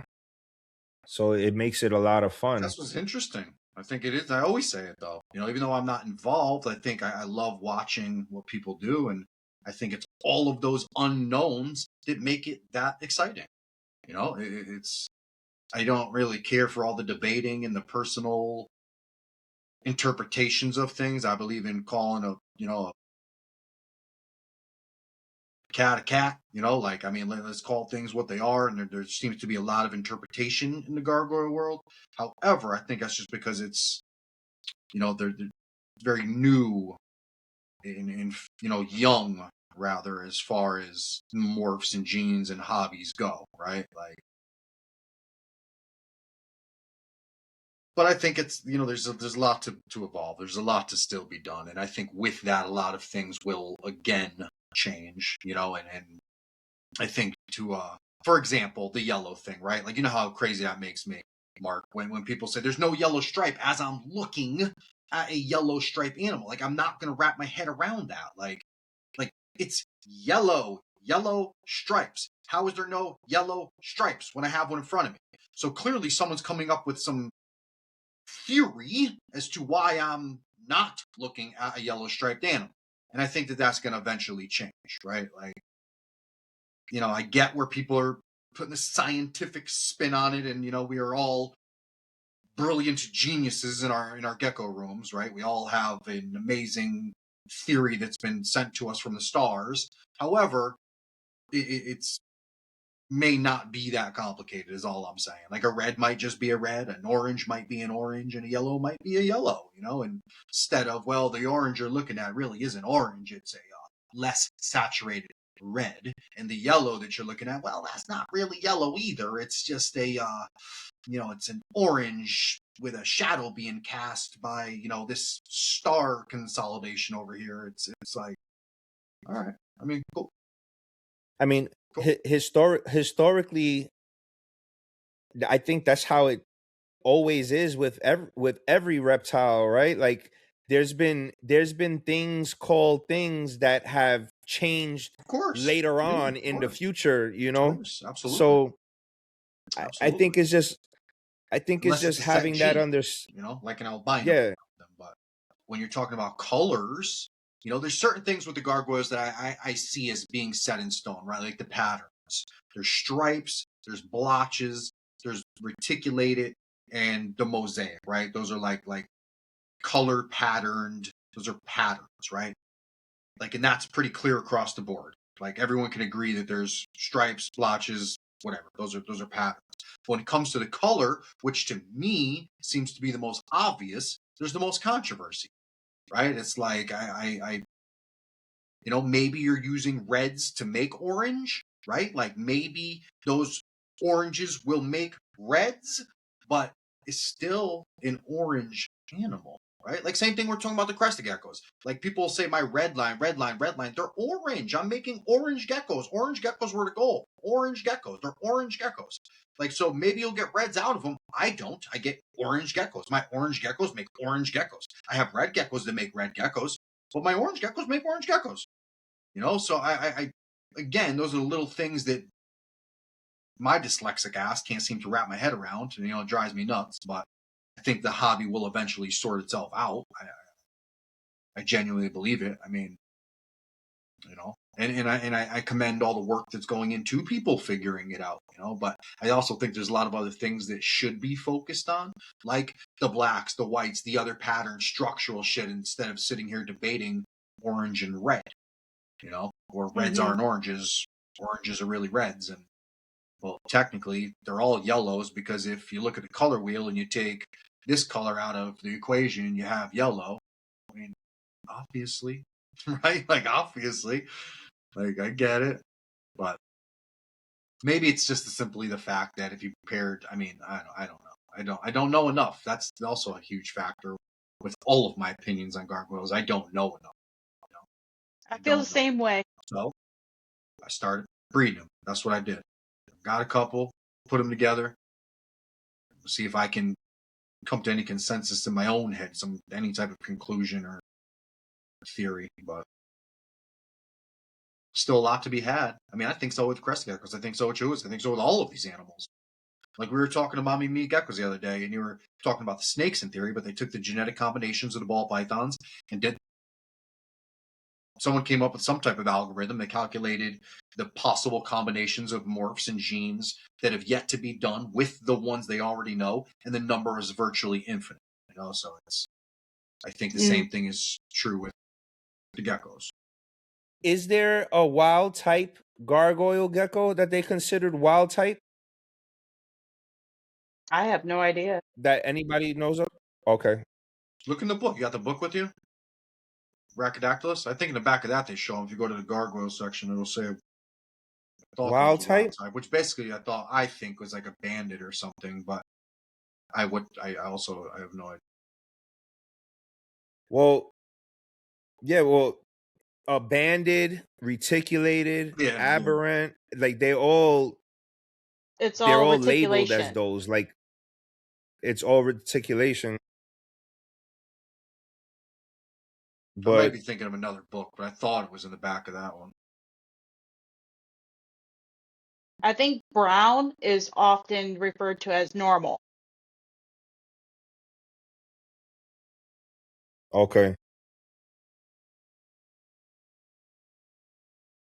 We don't see Yeah. enough of them either, man. I'd love to see videos of gargoyles in the wild. Like I don't know that I've seen any. I mean, I know Thomas Marriott from the EK magazine. He's went out looking for them. I just don't know.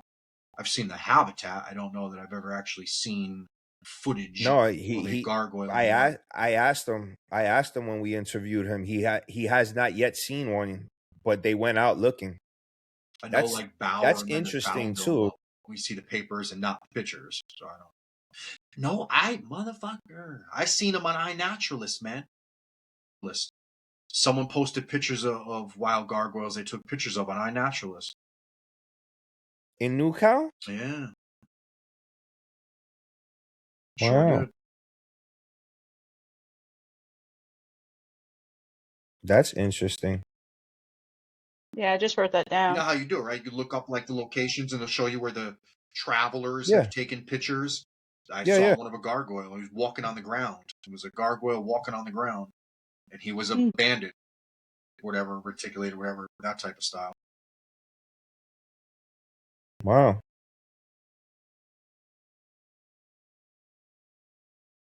It's interesting how you can go over there so many times and you still won't see a gargoyle gecko, right? Yeah, well, I think they're maybe that rare. I mean, shit, how often, they didn't find crested geckos for 30 years. They thought they were extinct, right? Yeah, and I've watched all of those videos or whoever has got, Dave Kaufman, Exoterra, everybody that's gone to New Caledonia, they've seen lychees, they've seen chahuas, they've seen crested geckos. They have not seen gargoyles. That is crazy. Super interesting. Probably because they're so quick to hide from you. Right? Yeah. See, I'm trying to remember. I'm looking on iNaturalist now. I want to see if I can find them. Yeah. I've only seen plants and crickets, crabs. Just funny, right? You see those crabs? I was trying to get. They're called ghost crabs, I Ghost believe. The ones that crabs. look like you see them sell them. Yeah. I find those at the beach. What does the app look like? I know I had an app. I can't like sign into this thing. Oh, yes, this is it. Here we go. Explore.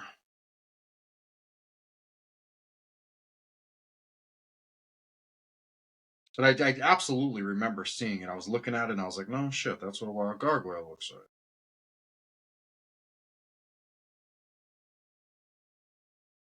It's interesting because maybe they have it as protected species or something. All That I'm gotta seeing be. is sea creatures. Gotta be, bro. Spiders. A lot of spiders out there, Yeah, huh? mad bugs. Mad bugs over there for sure.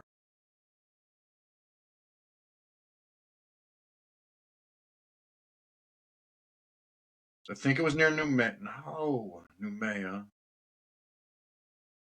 While he looks for, let me ask you something, Jamie. You have any tips and tricks for people coming into the hobby that you've learned that could help somebody that really helped you out? Uh, Actually, yeah. Just because you inquire about a gecko doesn't mean you have to buy it.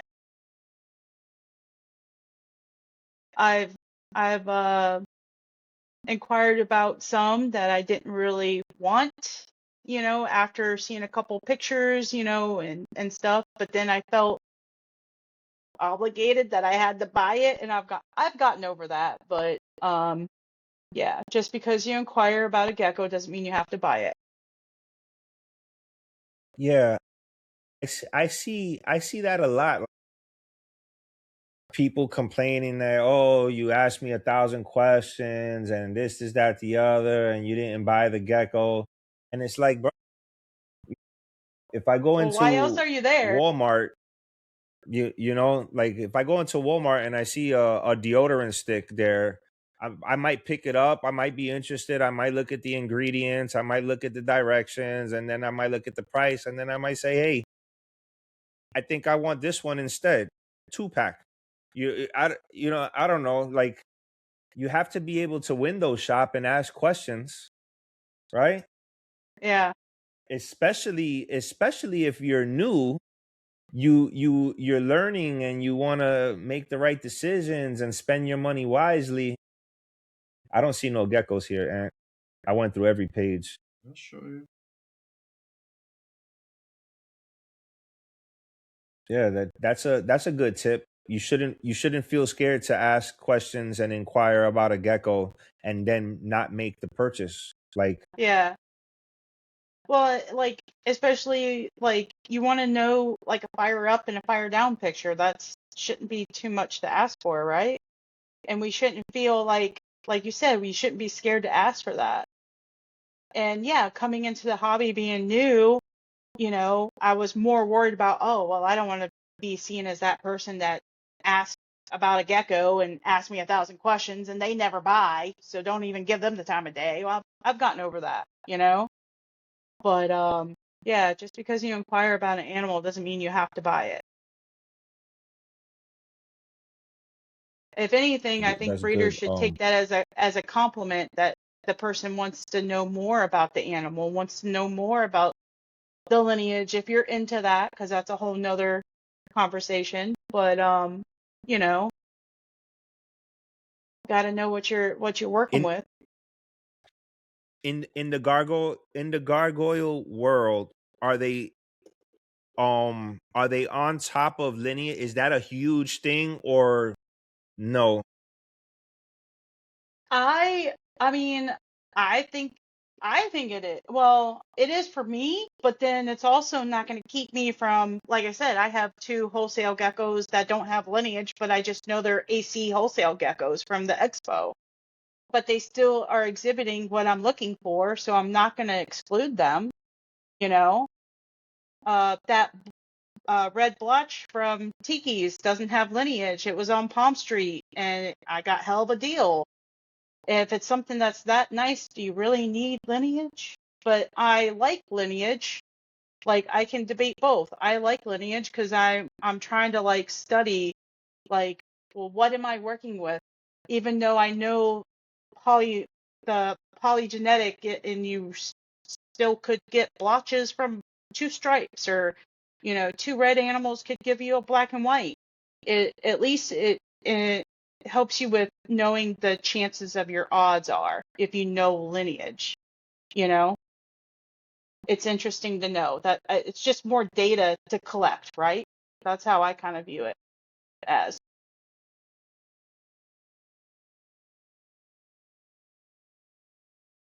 What's your take, Mark? I think it's it's nice to have lineage, but also that doesn't disqualify the animal. Like, I think some people take it too far, and I like what I like when I like it. Like, it Yeah, doesn't yeah, I may not like if I like the animal that's in front of me, so what? You have I may not like the parents. yeah, You yeah. know, but it may help me. It may help me and it may not help me. So if you have the lineage, that's great. If you don't, it doesn't mean it's a bad thing in my eyes. Like, if, like you said, you bought 2 gargoyles because you saw something in them, no lineage. I may see something in an animal that I like in that animal, and I don't even ask about the lineage. Like, Hmm. so, um yeah, Well, like even and sometimes. Tiki's Pharaoh sire or whatever, to look at him and the group that he's in and all the different types of like geckos, different, like really unique looking things.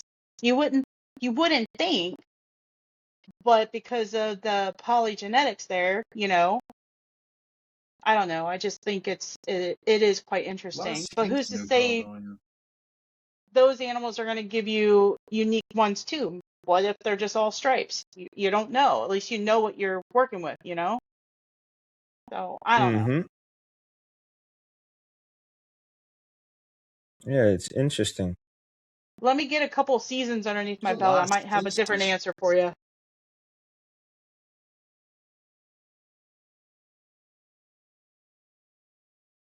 Yeah, I mean, it helps, but a lot of the gargoyle people that I see usually have them in group.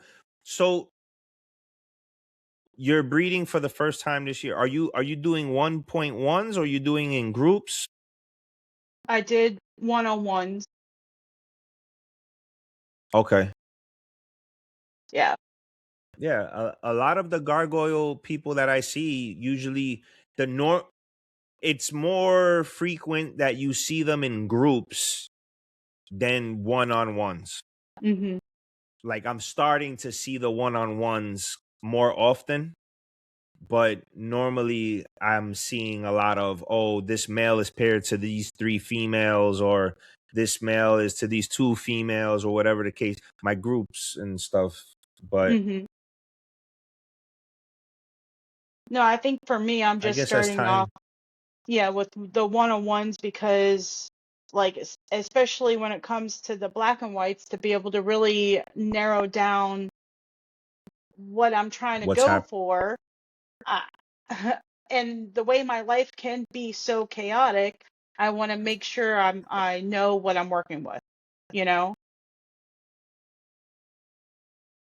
Yeah. I mean, maybe in a couple years after I've done a couple seasons and all my females are not maidens and they're all dialed in, and I got my note taking and my system down, right?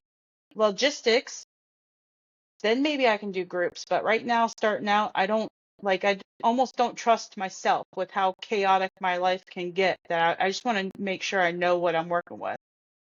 So, Yeah, yeah, yeah. It's like that. It's like that with all of them. I mean, it's interesting how in some species they're so keen on knowing who the parents are, and then in other species they don't even care. Like it's it's interesting. Um, but yeah, you found it, or No, but I will. I'm on it. I'm trying to scour the whole island. Do you know what region of New Caledonia they live in? Like, do you remember where he says they live in? There's a name of like a park where they are. That's where I found them. It's a national park. Blue River? I think you're actually freaking right. I mean, not that I doubted you. I just think that's exactly.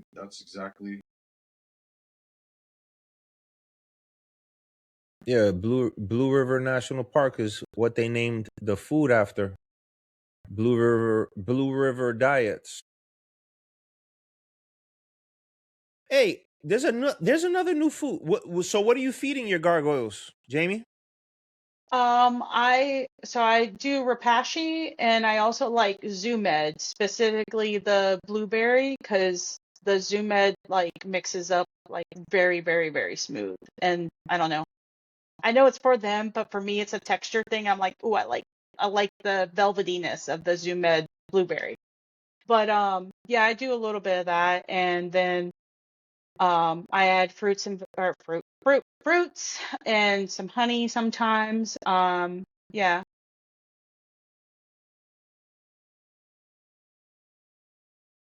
Are your adult gargoyles eating insects? Yes, I probably feed too many insects, but I hear tell you can't feed too many, so yeah, crickets anyway.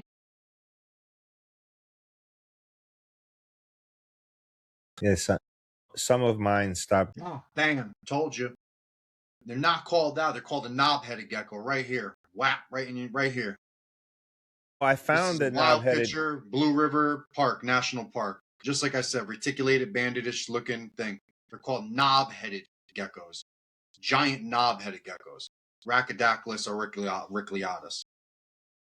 This is an actual picture of a gargoyle gecko taken by a biologist, which you can see the name. It'll tell you that's the person that took the picture. Yeah, I Nino found that. I just Tonelli, didn't press. I 2026. found it. I found it, but I didn't press it because I never heard them called knob-headed gecko.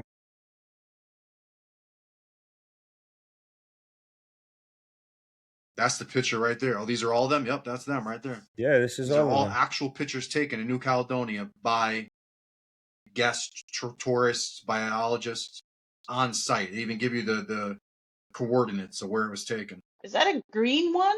What is that? This? Yeah, what is that? That's the one I originally saw, I think. I told you he's on the ground. A lot of these pictures of these gargs I see on here are on the ground. Oh, maybe it's just like lit up like that because it's at night or whatever, and so he looks green. He's probably more on the Yeah. yellow spectrum. Yeah.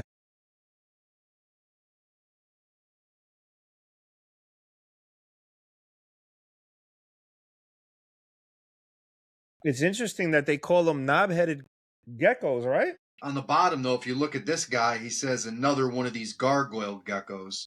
So the biologist called it a gargoyle, but the scientific name, they're putting it down as a knob-headed. I've heard it before. I just didn't. It slipped my mind while I was looking. Here you go. Ooh, what's And when you that? hit that the, one. the A definition, baby? it says the gargoyle gecko or New Caledonian bumpy gecko. Rhacodactylus auriculatus is a species of gecko found only on the southern end of the island of New Caledonia.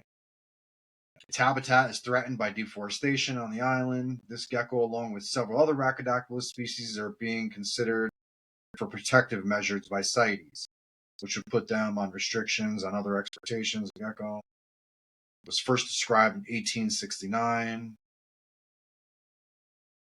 So they live all the way at the. So you could probably find them in other parks. Oh, look, there's a. Oh, that looks like it's in captivity. I was saying that one has. Was I like that? that one. I like that one.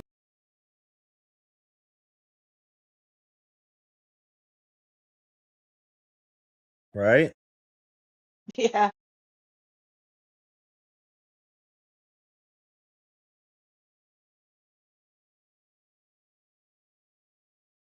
That one's interesting too.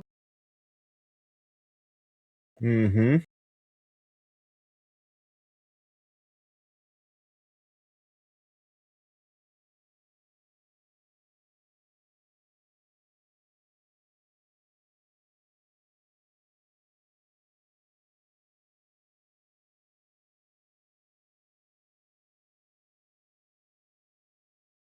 Yeah, I've never seen them because every time it always says knob-headed gecko, so I right away think knobhead. Knobtail is where I'm getting it confused. Wow, look, this one's interesting. Yeah, that's pretty interesting.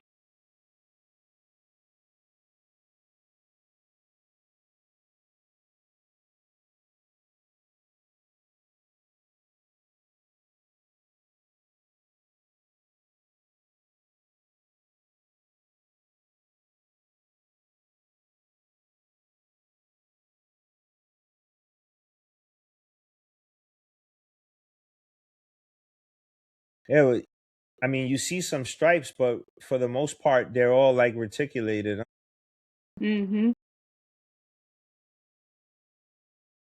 See, that's kind of like that clown shit. This is where how that turned into. See that side gnarly looking pattern with these things? They start turning into swirls and shit. But that looks like the beginning.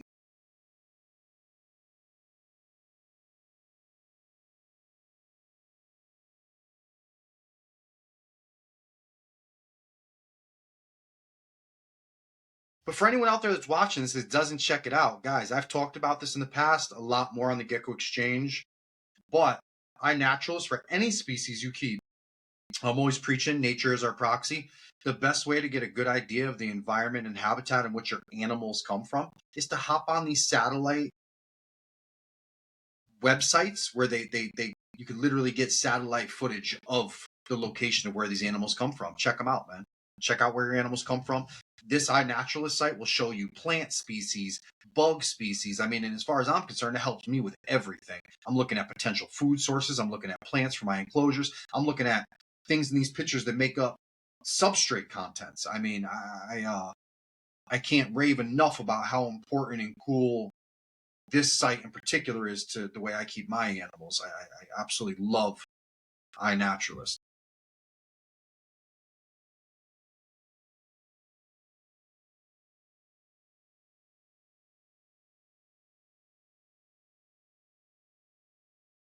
Pretty freaking cool. Yeah.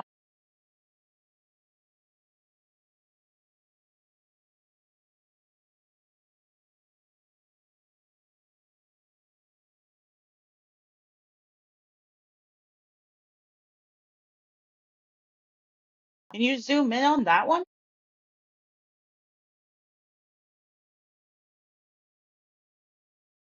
That one's interesting too. Yeah.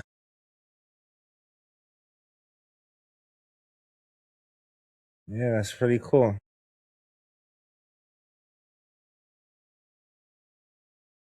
I guess the brown is like the wild type, right? Like a lot of them are brown.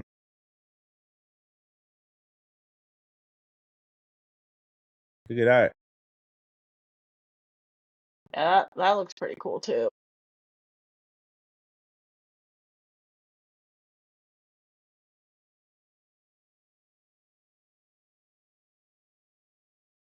Like that one doesn't have much like to say anything for horns, but that one picture Yeah, that you right? put up did had some like major horns though. You saw So that, that's right? yeah, Those were, I think that's my favorite thing about gargoyle geckos, honestly, the horns. mine Like, too.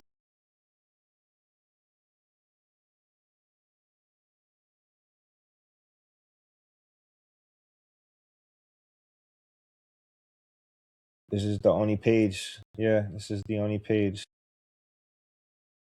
Did I see this one already? This one looks The baby. baby. Yeah.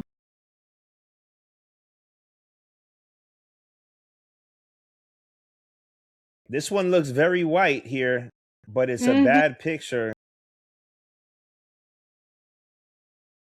But it could be just fired down too.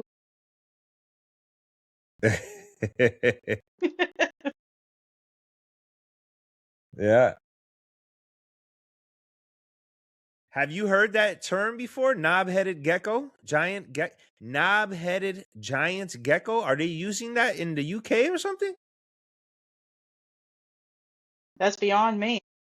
I've never heard that. This is the one with the horns right here. This is crazy. Yeah.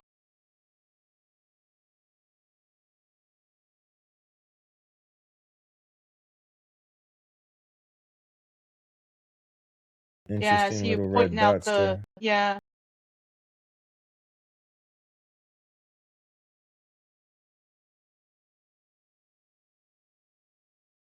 All right, well, you found it, and we got it. Hmm.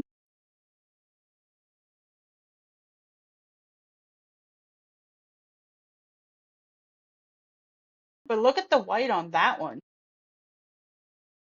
Yeah.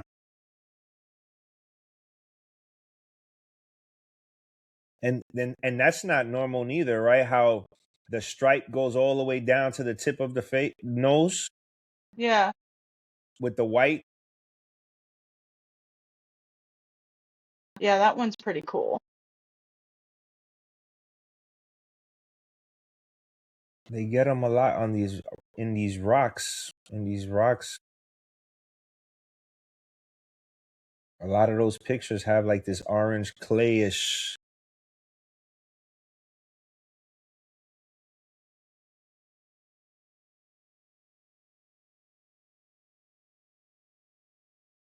All right, so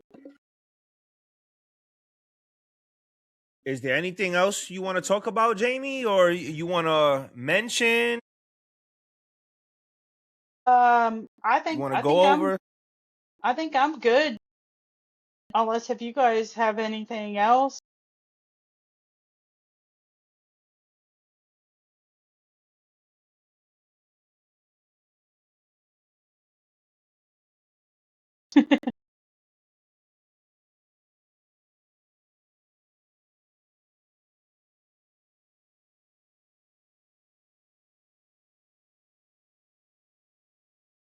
You got anything else, Ant?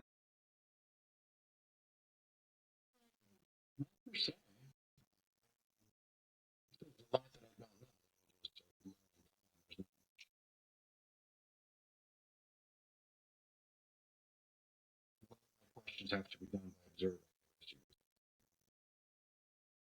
It's good to talk. It's good to, Mm-hmm. some more people joining the hobby as much as these, people like to think it's oversaturated, whatever the hell it may be. I mean, it's great to see new people come in, new ideas, new passions, new visions. I mean, it's that never gets old. It's awesome. You got great animals. I like your vision. I think you have a successful future. You definitely have passion and an interest. I mean, that usually leads to some form of success. I'm Thank you. excited for you. I think I'm kind of along the same boats as you are. I mean, I bug Paul all the time and I bug Tiki all the time, and I've reached out to Mark a few times, and I'm like, I feel like I still won't know exactly until I start actually producing and try it out for myself, So yeah, so it's exciting. Great. Well, Yeah, good for you. Got to keep us posted. Yeah, for sure. Thanks for having me on. I really appreciate it. I'm glad that I did it. I'm not nervous anymore. Yeah, so thanks. Guys, I promise we don't bite, guys. We're here for the hobby's benefit, but ultimately our guests. We want to put faces to brands and introduce other breeders and hobbyists to the individuals behind the logos and show people that we are very different as individuals, but we have these common interests that we can all somehow feel the same about. So we're a hobby. We work together more. We'd be a lot farther along. I always use the cat and dog reference. When you look at the cat and dog hobby, I mean, it's a multi-billion-dollar a year industry. They don't have a lot of infighting. I mean, there is, sure, as in anything, but we just got along, supported each other, worked with each other, and worked as a unit. We'd be a lot better than battling each other and always. I don't want to say debating, because debating is great. Debating and disagreeing is even great. If it leads to an outcome, you're not just disagreeing to disagree. If you guys, we could talk things out, work things out with breeding projects and science and come together and share information, right? Like we'd be a lot better off. It's information. Information isn't meant to be kept. It's meant to be shared.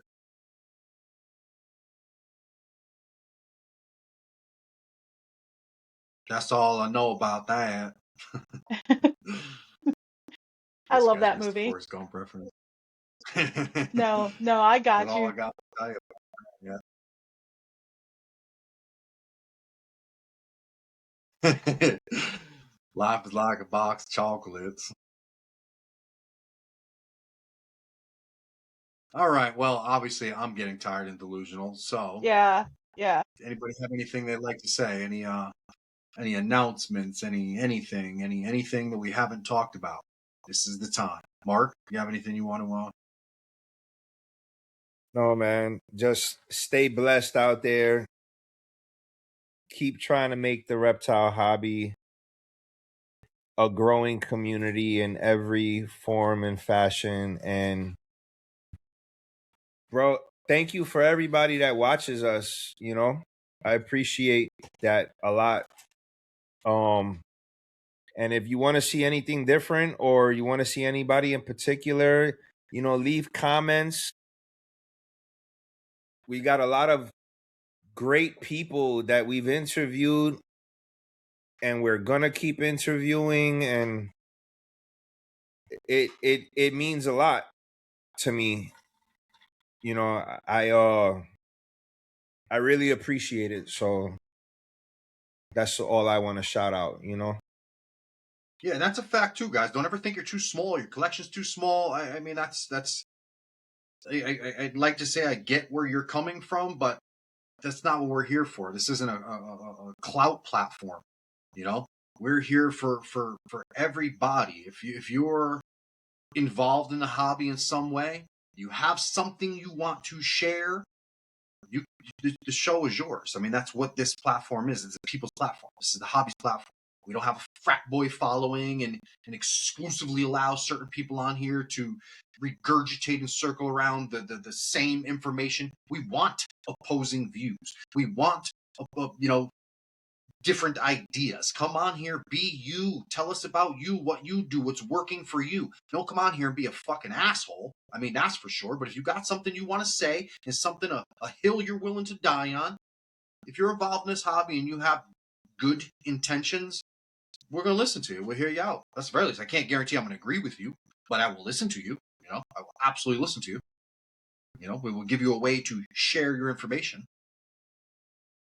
We're gonna ask questions. Yeah, that's for sure. That's for sure. I enjoy watching. I don't have to disagree with you and disrespect you. I can respectfully disagree with you. I mean, I think that's a huge problem in the hobby today too, is people fail to realize you can respectfully disagree with what someone has to say.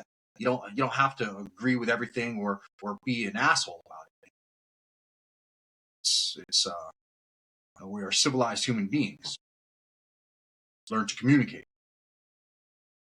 So again, I just find everyone's story interesting.